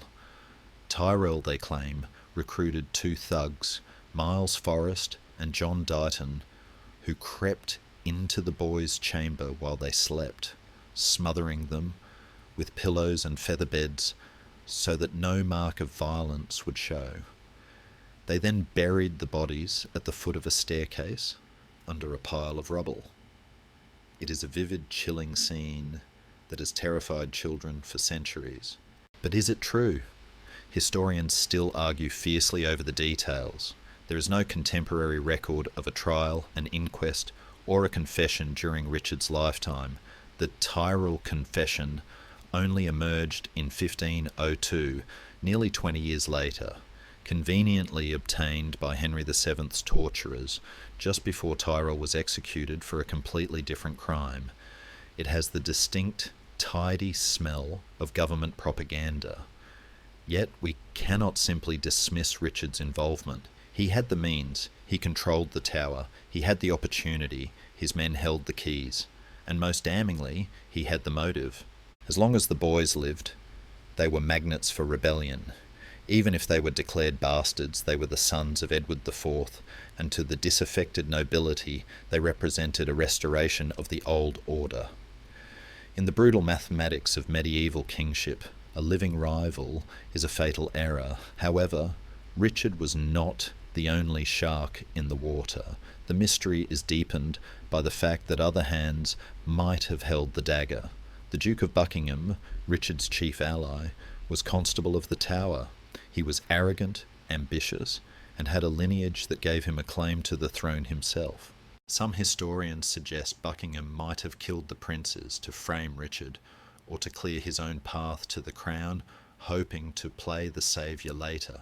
He certainly had access, or perhaps, in the deepest shadows of conspiracy, we find the name of Margaret Beaufort, the mother of Henry Tudor. She was a brilliant strategist working tirelessly to put her exiled son on the throne. The princes were obstacles to Henry just as much as they were to Richard. If they were dead, Henry Tudor became the leading Lancastrian claimant. It is a minority view, often dismissed as speculative fiction, but in a Game of Thrones where the stakes are absolute, no player is above suspicion. The most haunting aspect of this tragedy is the lack of closure. Richard never announced their deaths. This silence is often cited as proof of guilt. Why hide a natural death?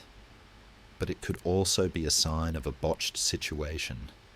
If they died of illness, the sweating sickness was rampant that year, and Richard announced it. Who would believe him? He would be called a murderer anyway. Perhaps he hid the bodies to avoid the accusation, only to find that the cover-up was worse than the crime. Or, more intriguingly perhaps, he didn't speak because they weren't dead. Rumours of their survival persisted for decades. The pretender, Perkin Warbeck, would later claim to be Richard, the younger prince, and convinced many European courts of his identity. Was he a brilliant actor or a traumatised survivor? The DNA has long since turned to dust, taking the secret with it.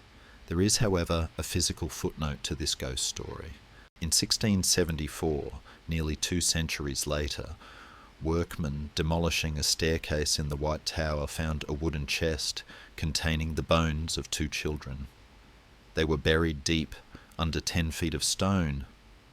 The reigning king, Charles II, assuming they were the princes, had them placed in a marble urn designed by Christopher Wren and interred in Westminster Abbey.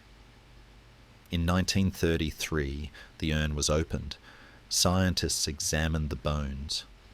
They concluded they were indeed human, of the right ages, roughly 12 and 10, and that they showed signs of dental disease. But the science of 1933 was primitive.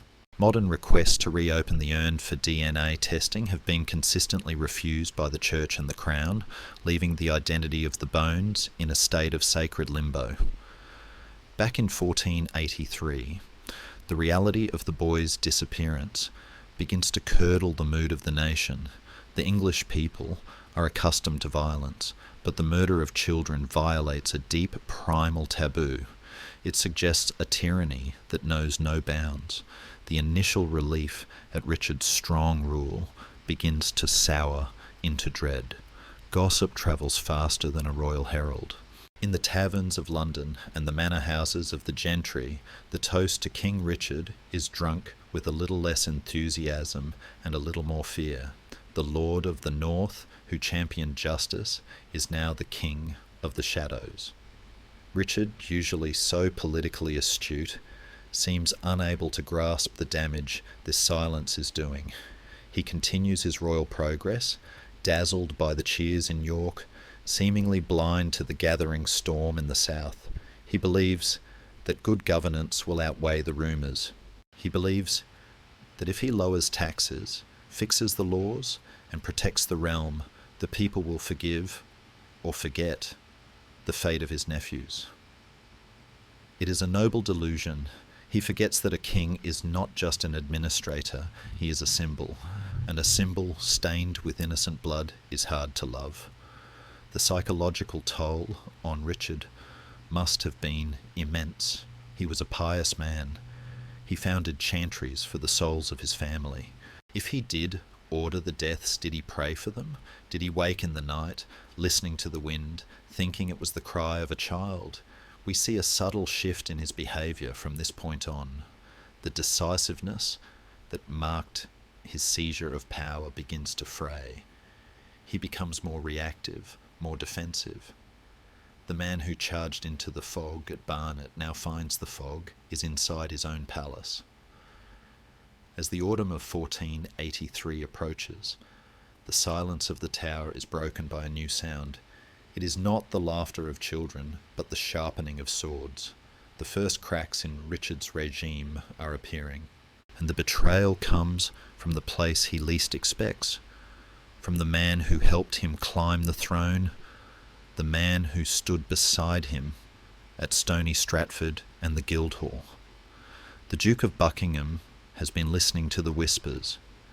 He has looked at Richard and seen a sinking ship, and like any good rat, he is preparing to jump. The ghosts of the princes are not resting. They are already at work, unravelling the tapestry of Richard's reign thread by thread. The king has his crown, but he has lost his peace. And in the darkness of the 15th century, peace is the only treasure that truly matters. The autumn of 1483 brings a rain so relentless, it feels as if the heavens are trying to wash the island of England clean. It is not a gentle shower, but a deluge, a biblical outpouring that swells the rivers, drowns the roads, and turns the fields into sucking mud. In the history books, this weather event is remembered as Buckingham's water, a meteorological intervention that saves a king and dooms a rebel. For Richard, staring out from the arrow loops of Lincoln Castle, the rain is a blessing. For his former ally, the Duke of Buckingham, it is a wall of water standing between him and the crown. The Buckingham Rebellion is the first great tremor to shake Richard's throne. It is a messy, uncoordinated affair, born of opportunism and perhaps a belated guilty conscience. Henry Stafford, the Duke of Buckingham, the man who held Richard's train at the coronation, the man who stood by his side at Stony Stratford, has turned. Why? Historians still argue whether Buckingham was driven by a sudden moral revulsion at the presumed murder of the princes, or if he simply calculated that Richard was sinking and wanted to be on the winning side. Perhaps he even saw a path to the throne for himself, given his own royal blood. Whatever the motive, he throws his lot in with the exiles. He invites Henry Tudor, the obscure Lancastrian claimant waiting in Brittany, to invade. The plan is a multi-pronged attack across the south of England. Bonfires are lit, swords are drawn in Kent, Surrey and Berkshire. But the rebellion is built on sand, and the rain washes it away. The River Severn bursts its banks, trapping Buckingham and his army in Wales. His soldiers, wet, hungry and unpaid, desert him in droves. Henry Tudor, sailing cautiously toward the coast of Dorset, sees the weather and the hostile reception on the shore, and wisely turns his ships back to France. The invasion fizzles out before a single arrow is loosed in anger. Buckingham is captured, disguised as a common labourer, hiding in a tenant's hut. He is dragged to Salisbury, where Richard is waiting. The Duke begs for an audience with the king. He likely wants to beg for his life, or perhaps, as some darker theories suggest, he intends to assassinate Richard with a hidden knife. Richard refuses to see him. There is no trial. On a grey Sunday in November, in the market square of Salisbury, the axe falls. The man who helped make the king is unmade by him. Richard has survived.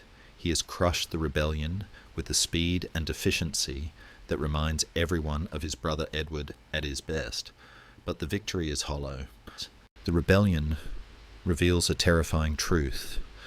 The southern gentry, the bedrock of royal power, have turned against him. Men he thought were loyal have defected. Men he pardoned have betrayed him. He realizes, with a sinking heart, that he cannot rely on love. He must rely on law. In January 1484, Richard summons his only parliament. It is here, in the draughty halls of Westminster, that we see the most tragic contradiction of his reign. Richard III, the usurper and tyrant, proves himself to be a remarkably enlightened lawmaker. If you strip away the dynastic drama and look only at the statute books, Richard appears not as a monster, but as a reformer desperately trying to fix a broken system. He attacks the corruption of the legal system with the zeal of a man who knows he has limited time. He bans benevolences, a hated form of taxation where the king would essentially extort gifts from wealthy subjects. It was a practice Edward IV had loved, squeezing money out of merchants with a smile and a threat. Richard outlaws it, declaring that the king must live of his own. It is a move that delights the commons and infuriates the treasury, but Richard doesn't care. He wants to be the poor man's king. He reforms the bail system. Before Richard, a corrupt sheriff could throw a man in prison and steal his property before a trial even took place. Richard passes a law to prevent the seizure of goods before conviction and makes bail easier to obtain. He establishes the principle that a man is innocent until proven guilty, a concept we take for granted but which was revolutionary in the 15th century. He raises the property qualification for jurors to prevent bribery, knowing that poor jurors are easily bought by rich lords. He even touches the very language of justice. For centuries, the laws of England were written in law French, a fossilized, impenetrable jargon that the common people could not understand. Richard encourages the use of English in the courts. He wants the law to be accessible, not a secret code for the elite. He becomes a patron of the printing press, the internet of the Middle Ages. While other European rulers are trying to ban books, fearing the spread of sedition, Richard passes a statute specifically exempting printers and booksellers from trade restrictions. He invites the world's knowledge to come to England. There is a frantic energy to all this legislative activity. It is as if Richard is trying to buy his legitimacy with good works. Look, he seems to be saying, look at what I am doing for you. Forget the rumours. Forget the boys. Judge me by my laws. But the tragedy of Richard III is that he is a good king in a bad story. The laws are popular, but the man is not. The shadow of the tower hangs over every benevolent statute. When he walks through London, the crowds are respectful, but they are not warm. They cheer, but they do not smile. There is a chill in the air that no amount of legal reform can warm. The rebellion has also forced a change in personnel. To replace the treacherous southern lords, Richard begins to transplant his loyal followers from the north. He gives them lands and titles in Kent, Surrey, and Devon. It is a logical move. He needs men he can trust. But it is a political disaster. The southern gentry view these northerners as foreign invaders. They hear the harsh northern accents in the local courts and feel like an occupied people. Richard is effectively colonizing his own kingdom. The strain begins to show on his face. Descriptions from this time paint a picture of a man who is constantly alert, his hand always drifting to the dagger at his belt. He sleeps badly. Thomas More, though writing later, captures a psychological truth when he describes Richard's restless nights, rather slumbering than sleeping, beset by terrible dreams. He is a man who knows he is walking on ice that is getting thinner by the day, and yet there are moments of normal court life. There are feasts at Christmas where the wine flows and the musicians play. There are new clothes. Richard had a taste for fashion, favouring rich fabrics and bold colours to enhance his royal presence. He tries to project an image of magnificence and permanence. He negotiates with foreign powers, trying to secure a marriage alliance for his son. He behaves as if his dynasty will last 1,000 years.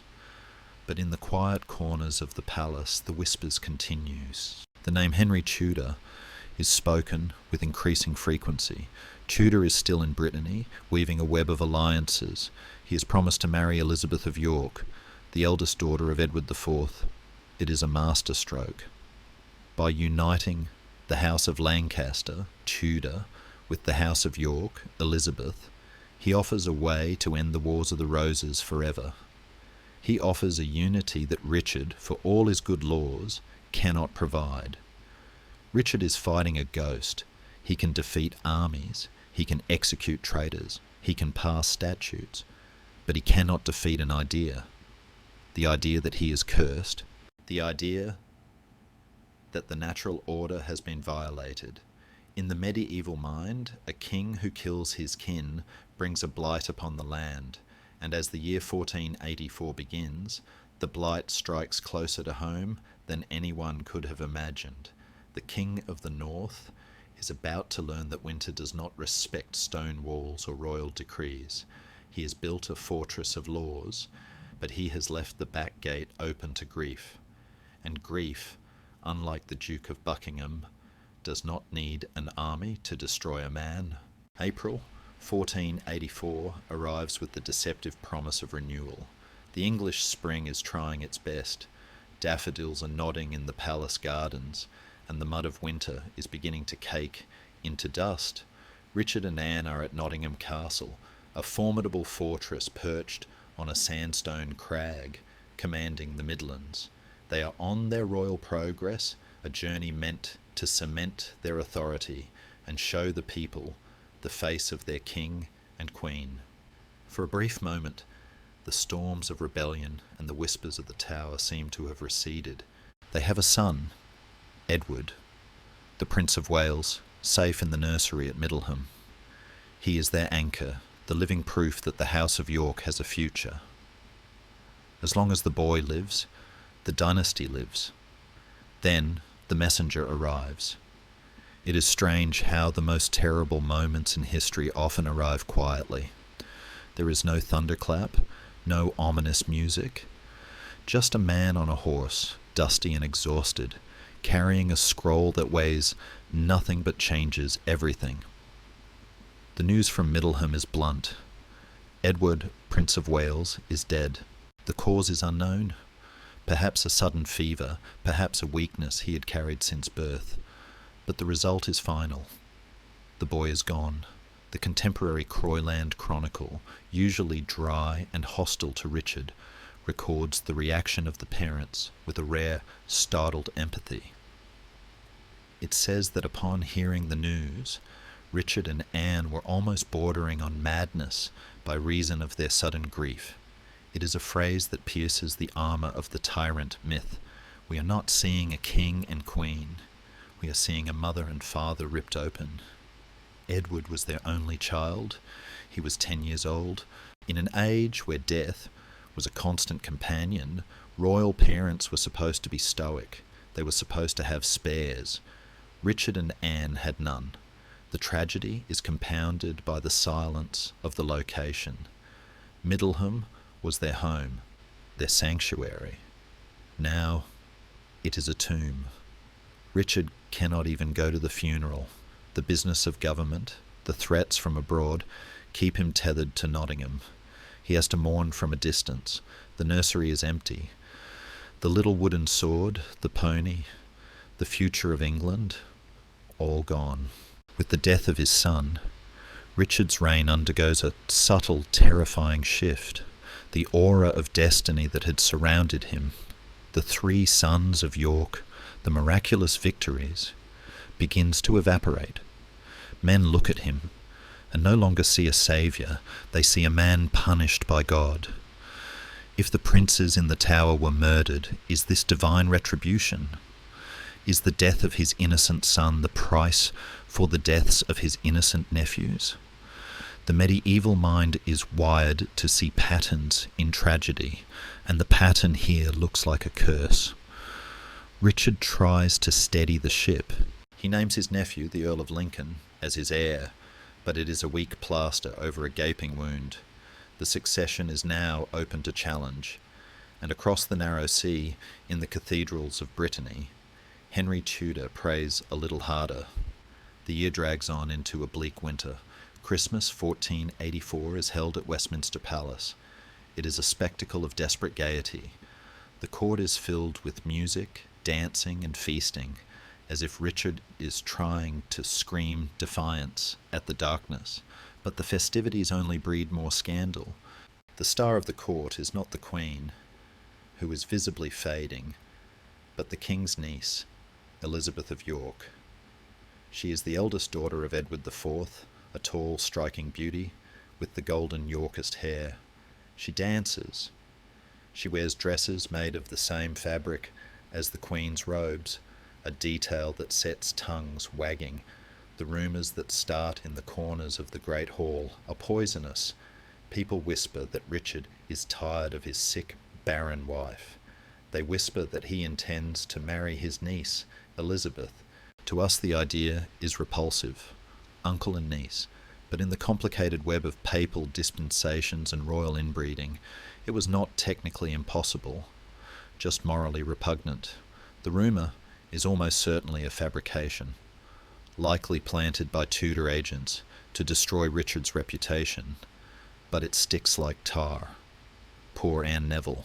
She moves through this glittering, toxic Christmas like a ghost. She is dying. Physicians of the time call it a consumption, likely tuberculosis, exacerbated by the crushing grief for her son. She watches her husband, the man she married for love in the north, now encircled by wolves. She sees the eyes of the courtiers following the young, healthy Elizabeth. It is a lonely, humiliating end for the girl who once played in the gardens of Warwick Castle. On March 16th, 1485, the end comes. Anne dies at Westminster. She is only 28 years old, and as if the heavens themselves are scripting a melodrama, the sky goes dark. On the day of her death, a solar eclipse sweeps across England. The sun is blotted out. The birds stop singing. A cold wind rises. To the superstitious people of London, it is the ultimate omen. The sun of York has been eclipsed. The light is gone. Richard weeps. The records say he cried openly at her funeral, a display of raw emotion that was considered unmanly for a king. But the tears do not save him from the slander. The rumour mill grinds instantly into motion. He poisoned her. He killed her to clear the bed for his niece. It is the princes in the Tower all over again. Every death around Richard is twisted into a murder. He is becoming the villain of his own life story, powerless to stop the ink from drying. The incest rumour becomes so damaging that Richard is forced to do something unprecedented. He calls a meeting of the leading citizens of London at the Guildhall. He stands before the mayor and the aldermen, the merchants, the bakers, the cloth sellers, and he publicly denies that he has any intention of marrying his niece. He tells them he is heavy of heart at the malicious gossip. Imagine the humiliation. A king, anointed by God, forced to explain his sex life to a room full of shopkeepers just to keep his throne. It is a low point. It shows how fragile his authority has become. He sends Elizabeth of York away from court to the household of a distant relative, just to stop the whispers. Now, the nursery is empty, and the Queen's side of the bed is cold. Richard is 32 years old, but he is an old man. His face, reconstructed from his skull, shows the tension, the clenched jaw, the worry lines. He is sleeping badly, drinking the bitter dregs of kingship. He is alone. The band of brothers is gone. Edmund killed at Wakefield, George executed in the Tower, Edward died of excess, his wife is dead, his son is dead. He has only his work. He throws himself into preparations for the defence of the realm. He knows Henry Tudor is coming. The spies report that the invasion fleet is gathering in France. The French king, eager to destabilise England, is funding the expedition. Richard moves his headquarters to Nottingham again, the castle of care, to be central, to be ready. He issues a proclamation condemning Henry Tudor. The language is fierce, almost hysterical. He calls Tudor a bastard, a purchaseman, a traitor. He claims Tudor wants to surrender the English claim to France, to destroy the church, to rape and pillage. It is the language of a man shouting into a gale. But beneath the bluster, there is a quiet, steely resolve. Richard is a soldier. He has always been most comfortable with the sword in his hand. The politics, the whispers, the shadows, these are weapons. He does not know how to parry. But a battle, a field of men and horses, that he understands, that he can win. As the spring of 1485 turns to summer, Richard waits. He checks the muster rolls. He inspects the cannon. He paces the battlements of Nottingham, watching the southern horizon. He knows that the final act is approaching. He does not know the ending, but he knows he will write it in blood. The hall is silent, but the drums are beginning to beat in the distance. The Red Dragon is waking up. The summer of 1485 burns hot and humid over England. The grass is yellowing in the fields, and the air is thick with the drone of insects and the heavier, unspoken buzz of treason. Across the Channel, the wind has finally changed. On August 1st, a small fleet of ships slips out of the mouth of the Seine at Harfleur. They are not the majestic galleons of a Spanish armada, but a ragtag collection of hired vessels, carrying a force that looks more like a prison riot than an army. There are roughly 2,000 men crammed onto the decks, a mix of French mercenaries, released jailbirds, and disaffected English exiles. Leading them is a man who has spent 14 of his 28 years in hiding, Henry Tudor. Henry is the anti-Richard.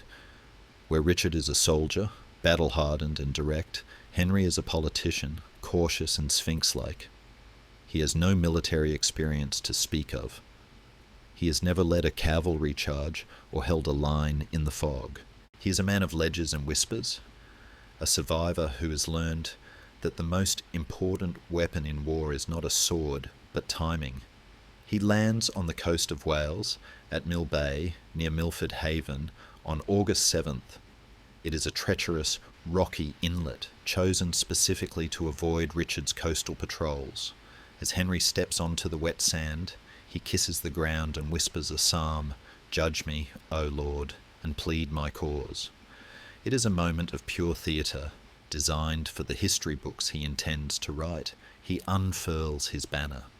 It does not bear the Lions of England, but the Red Dragon of Cadwallader. It is a brilliant piece of marketing. To the English, he is a Lancastrian claimant, but to the Welsh, he is the Mab Darrigan, the son of prophecy, the Welsh Messiah destined to drive the Saxons into the sea and reclaim Britain for its ancient people. It works. As he marches north through the Welsh valleys, men come down from the hills to join him. They are not fighting for a tax code, they are fighting for a myth. In Nottingham, the centre of the kingdom's spiderweb, Richard receives the news of the landing on August 11th. We can imagine the scene in the high solar of the castle.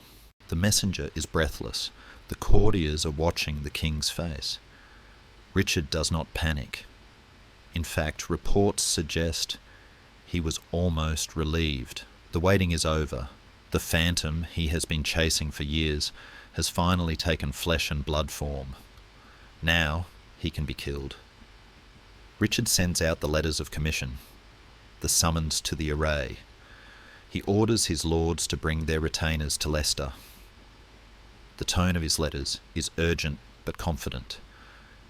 He calls Henry a rebel and traitor, a man of no courage or experience. He is right on paper.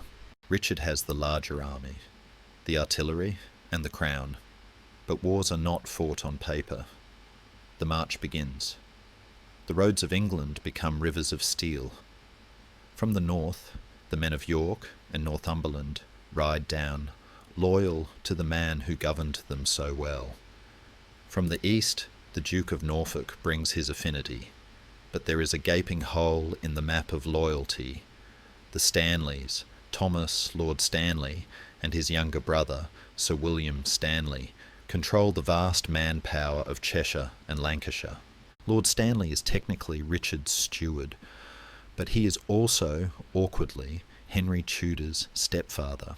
He is married to Margaret Beaufort, the woman who has been plotting Richard's downfall for years. The Stanleys are the ultimate fence-sitters of the 15th century. If fence-sitting were an Olympic sport, the Stanleys would be gold medalists. They have survived every twist of the Wars of the Roses by arriving late to battles and joining the winning side just as the enemy breaks. Richard knows this. He is not naive. He holds Lord Stanley's eldest son, Lord Strange, as a hostage in Nottingham. When Stanley tries to make excuses for not joining the royal muster, claiming he is suffering from the sweating sickness, Richard sends a blunt message: "Join me or your son dies." It is a brutal piece of leverage, but it reveals Richard's desperation. He is forcing loyalty at knife point. The armies drift closer together, like storm fronts converging. Henry Tudor moves through Shrewsbury and Stafford, his numbers swelling to perhaps 5,000 men. It is still a small force compared to the royal army, which numbers closer to 10 or 12,000. But Henry has a secret weapon, the promise of betrayal. He is in secret communication with the Stanleys. He rides ahead of his army at night to meet them in clandestine rendezvous. "Will you fight for me?" he asks. "Maybe," they reply. "Let's see how the morning goes." On August 19th, Richard rides out of Nottingham. It is a grand, intimidating procession. He rides a white courser, wearing his crown over his helmet. He wants to be seen. He wants the people to know that the king is in command. But observers note a grimness in the ranks.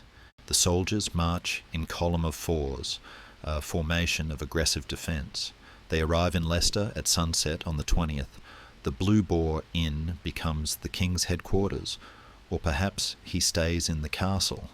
History is fuzzy on the sleeping arrangements, but legend tells us that as he rode across Bow Bridge in Leicester, his spur struck a stone. A wise woman in the crowd prophesied that where his spur struck on the way out, his head would strike on the way back. It is almost certainly a folk tale invented later, but it captures the mood of doom hanging over the city. Sunday, August 21st. The Royal Army moves out of Leicester. They head west, toward the market town of Market Bosworth. The heat is stifling. Dust coats the armour, turning the gleaming knights into grey ghosts. They crest a ridge known as Ambion Hill. This is the high ground. This is the stage. Below them lies a marshy plain, Redamore Field, and across the valley they see the banners of the invaders. Richard camps his army on the hill. It is a strong position. He has the sun at his back and the height advantage. He arranges his forces in the traditional 3 battles or divisions. The vanguard is commanded by the Duke of Norfolk, his most loyal supporter. Richard commands the centre. To his rear, nominally in reserve, are the forces of the Earl of Northumberland, and off to the side, hovering on a hill like vultures, are the Stanleys. They have arrived, but they have not picked a side. They stand apart, thousands of men in green and red coats watching. Night falls. It is the last night of the Middle Ages, though no one knows it yet. The campfires flicker like fireflies on the ridge. In his tent, Richard tries to rest. Shakespeare gives us a scene of Gothic horror here. Ghosts of the murdered victims parading before the king, chanting despair and die. History is more pragmatic, but equally sombre. The Croyland Chronicle tells us Richard had a dreadful dawn, waking pale and shaken, not by ghosts, but by the crushing weight of the unknown. He admits to his attendants that the outcome of this day will be the ruin of England, whoever wins. If he wins, he will have to crush the rebellion with blood. If Tudor wins, the land will be torn apart by wolves. He drinks wine to settle his stomach. He puts on his armour. It is a magnificent suit of Milanese plate, fluted and polished. He places the gold circlet of the crown on his helmet. He is determined to live or die as the King of England. He refuses to hide in the back.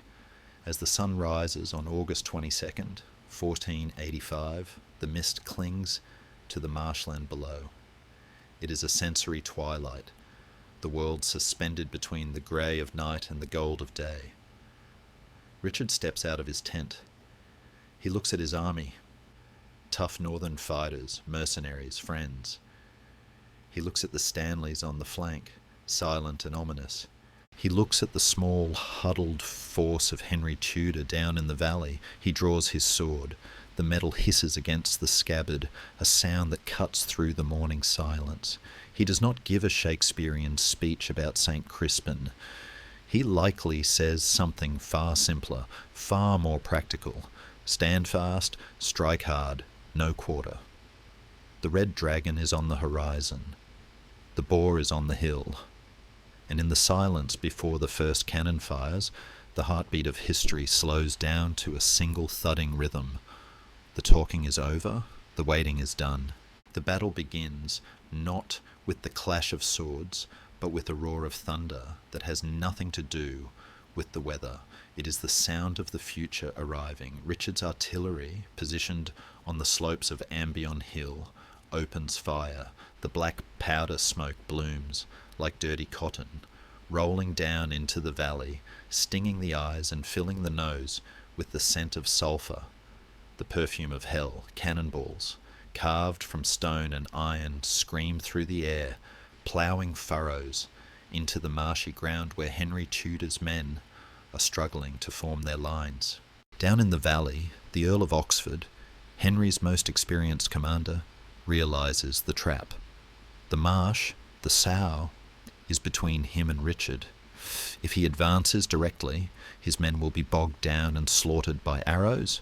He orders a complex manoeuvre, wheeling his troops around the marsh to attack Richard's vanguard from the side. It is a risky move, exposing his flank, but it works. The two vanguards collide with a sound like a falling building. The Duke of Norfolk, leading Richard's front line, slams into Oxford's men.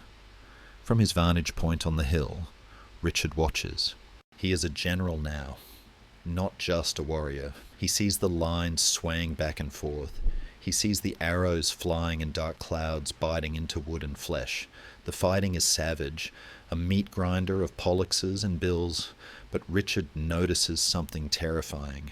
His line is holding, but it is not advancing, and behind him, the Earl of Northumberland, commanding the rear guard, thousands of fresh men, is standing still. Richard sends a signal: advance, engage. Northumberland does not move. Historians have debated this for 500 years. Was it treachery? Was it the terrain preventing him from deploying? Or was he simply waiting to see who would die first? To Richard, staring through the slit of his visor, it must have looked like the end of the world. The men behind him are statues. The men on his flank, the Stanleys, are watching like spectators at a tournament. He is fighting this battle with one hand tied behind his back. Then the clouds of smoke part, and Richard sees a glimmer of opportunity. It is a moment of tactical clarity that defines his character.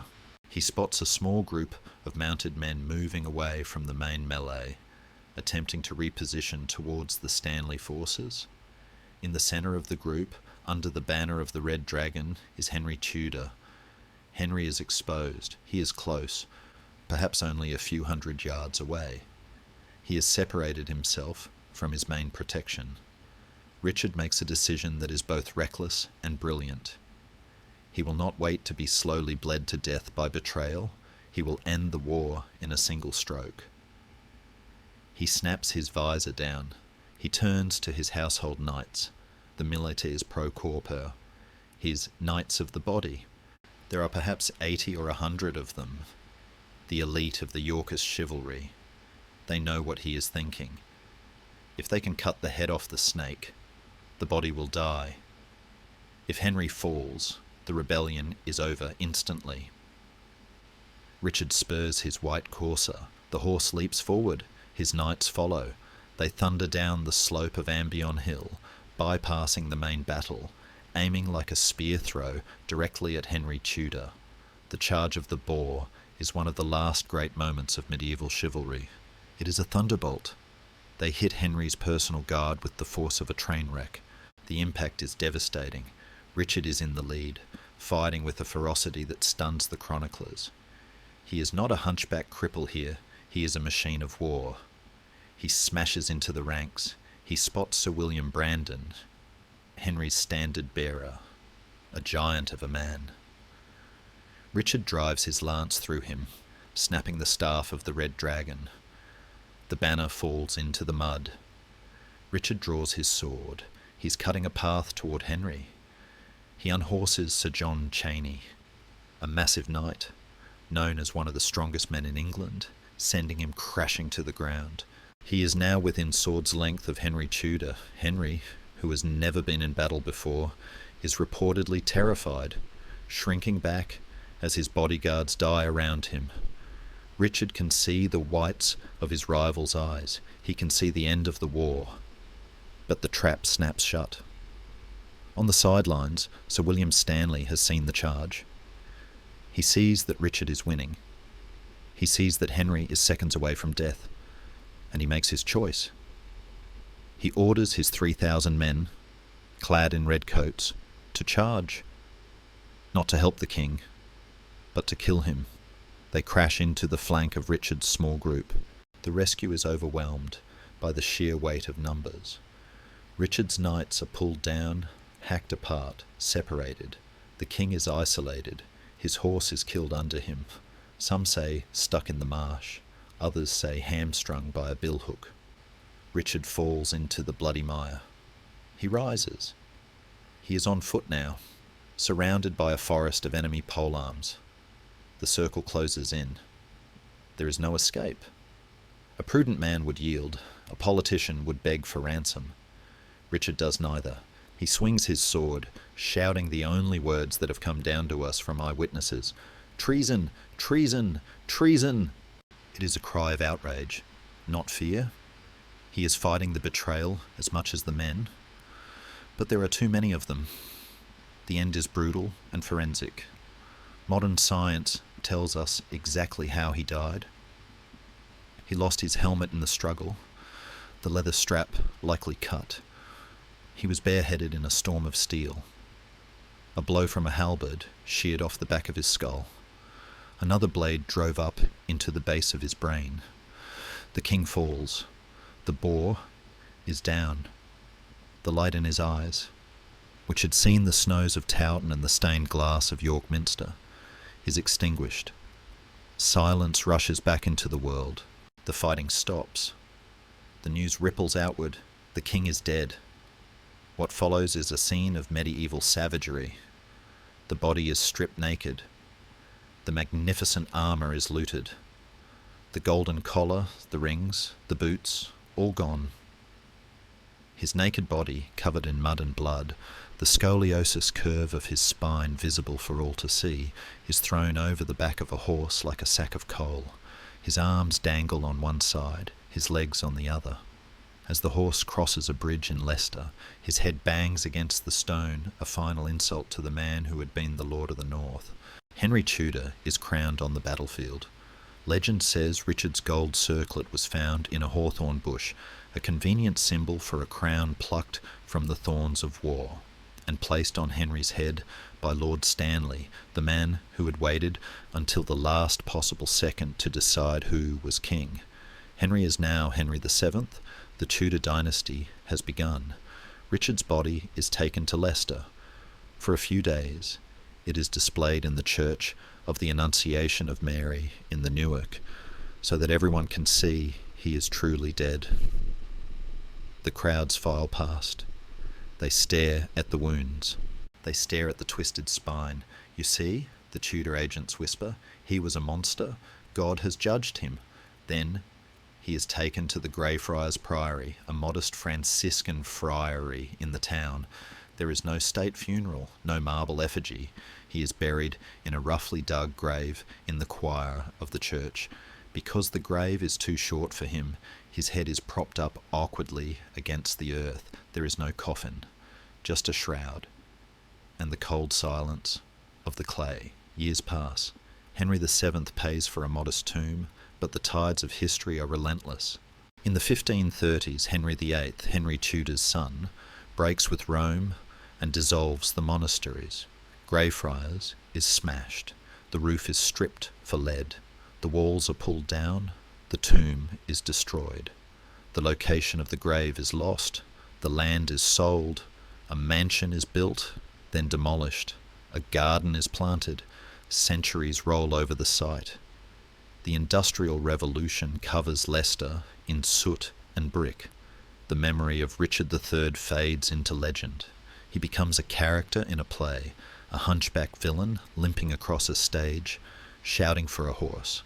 The real man, the father who wept for his son, the judge who protected the poor, the warrior who charged an army alone, is erased, or so they thought. History is patient. It can wait. It can wait while the grass grows, while the cobblestones are laid, while the asphalt is poured. By the 21st century, the side of the high altar of Greyfriars is nothing but a council car park, a place where people park their hatchbacks to go shopping, oblivious to the fact that beneath their tyres, 6 feet down, a King of England is waiting for the phone to ring. The year is 2012. The world has moved on. The Wars of the Roses are now the stuff of textbooks and television dramas. Leicester is a modern city of concrete, glass, and tarmac, its medieval heart beating faintly beneath layers of urban development. In a quiet corner of the city, there is a car park used by social workers. It is unremarkable, grey, and utterly mundane, marked with white lines and oil stains, the kind of place you would walk past without a second glance. Yet, for years, a woman named Philippa Langley had walked past it and felt a shiver. She was not an archaeologist or a historian, but a screenwriter and a member of the Richard III Society, a group dedicated to clearing the king's name. She believed, against all the odds and the sneers of experts, that the king was down there. The historical record was messy. Some said his bones had been dug up and thrown into the River Soar during the Reformation. But Langley followed a different map, one drawn by intuition and obsessive research. She raised the money. She rallied the University of Leicester. She convinced the council to let them cut through the asphalt. It was a quest that seemed quixotic, looking for a needle in a haystack if the needle was 500 years old and the haystack was a city block. On August 25th, 2012, the first trench was opened. It was the first day of the dig. In a stroke of luck so improbable, it feels like divine intervention, the excavator's bucket scraped against something hard almost immediately. They stopped. The archaeologists grabbed their trowels. Brushing away the damp Leicester clay, they found a human leg bone, then another. They had uncovered a grave. It was too narrow, the skeleton inside appearing hunched and cramped, as if the body had been forced into a space not meant for it. As they cleared the dirt from the spine, a gasp went around the trench. The vertebrae were not straight. They curved in a distinct, undeniable S shape. For centuries, the hunchback legend had been dismissed by sympathisers as pure Tudor invention. But here, lying in the mud, was the truth. The man had severe scoliosis. It was not a hunchback. His shoulders would have been roughly level, but it was a significant condition. The physical reality of the skeleton bridged the gap between the monster of the stage and the warrior of the history books. The bones were lifted with reverence, packed into boxes, and taken to the lab. The silence of the grave was replaced by the hum of sequences and the scratch of scalpels. The science that followed was a masterclass in forensic archaeology. Carbon dating placed the bones in the correct time period, late 15th century. Isotope analysis of the teeth revealed a biography written in chemistry. The man had grown up in the east of England, Fotheringhay, moved west, Ludlow, and in his final years, his diet had become rich in expensive meats, freshwater fish, and wine, the diet of a king. But the smoking gun was the DNA. In a feat of genealogical detective work, researchers tracked down a living descendant of Richard's sister, Anne of York. His name was Michael Ibsen, a furniture maker living in London. They took a swab of his mouth. They compared his mitochondrial DNA with the DNA extracted from the teeth of the skeleton. It was a match. The odds of it being anyone else were millions to one. On February 4th, 2013, the University of Leicester announced to the world, it is the conclusion of the university that, beyond reasonable doubt, the individual exhumed at Greyfriars in September 2012 is indeed Richard III, the last Plantagenet King of England. The news went global. It was more than a discovery, it was a resurrection. The king who had been stripped, humiliated, and buried in obscurity had returned. The forensic examination of the skull confirmed the brutality of his end. There were 11 wounds on the body. 2 were fatal blows to the back of the head, 1 likely from a halberd, 1 from a sword, delivered while he was helmetless. The science confirmed the story of the Battle of the Boar. He had died fighting, overwhelmed, facing his enemies. But the story did not end in the lab. In March 2015, Richard III was finally given the funeral he had been denied in 1485. The coffin, made of English oak by his descendant Michael Ibsen, travelled through the countryside. It passed Bosworth Field, where the cannon had roared and the treason had struck. Crowds lined the roads, thousands deep. They threw white roses, the flower of York, onto the hearse. It was a surreal, moving spectacle, the 21st century mourning a medieval king. The silence that fell over Leicester as the coffin entered the city was heavy with a strange, collective emotion. It was a recognition of a wrong being righted. He was laid to rest in Leicester Cathedral. The tomb is simple, a block of Swaledale fossil stone, deeply cross-cut to allow the light to pass through it, a symbol of the cross, but also of the fracture in time that he represents. The service was ecumenical, ancient and modern. Benedict Cumberbatch, a distant relation of the king, read a poem entitled Richard. The final words echoed in the vaulted ceiling. Grant him the peace, that he so lacked in life. As the heavy stone lid was lowered, sealing Richard III away once more, the wheel of history seemed to complete a full rotation. The propaganda of the Tudors, the genius of Shakespeare, the mystery of the princes, none of it was erased, but it was balanced. We now knew the man was real. We knew he suffered from a painful disability, but trained himself to be a warrior. We knew he enacted just laws. We knew he died bravely. The car park king had forced us to look at history not as a fable of good versus evil, but as a tragedy of human ambition and frailty.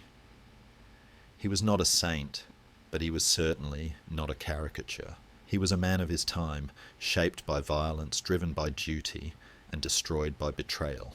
Richard III remains one of England's greatest historical mirrors. In him, so we see how power shapes memory, how victors write morality, and how truth can survive centuries underground, waiting patiently beneath asphalt and silence. He was a man ruling in an age where mercy was rare and survival demanded hard choices. History wanted him buried. Time, it seems, had other plans. Now, the noise of the battle is gone. The shouts of treason have faded into the hum of the city. The king is at rest. The winter of his discontent has finally, truly turned to summer. The fire in the hearth has burned down to glowing embers, casting long, soft shadows across the room. The tale is told. The kings and queens, the knights and traitors, have all returned to the mist from which we summoned them. They are at peace now. And so are you. Let the heavy velvet curtains of history close gently around your mind. The clash of steel at Bosworth is just a distant memory, replaced by the steady, rhythmic beating of your own heart. You have walked through the centuries, witnessed the rise and fall of dynasties, and now you have arrived at the only destination that matters, this moment of quiet. The world outside is asleep. The traffic has stopped. The wind has settled. There's nothing left to solve, nothing left to judge, just the soft, enveloping dark. Let your breathing slow down, in and out, deep and calm. The past is a story we tell. The present is a place to rest. Richard sleeps in his stone tomb, and you are safe in your warm bed. Let the silence hold you. Drift away now, into the velvet night. Good night.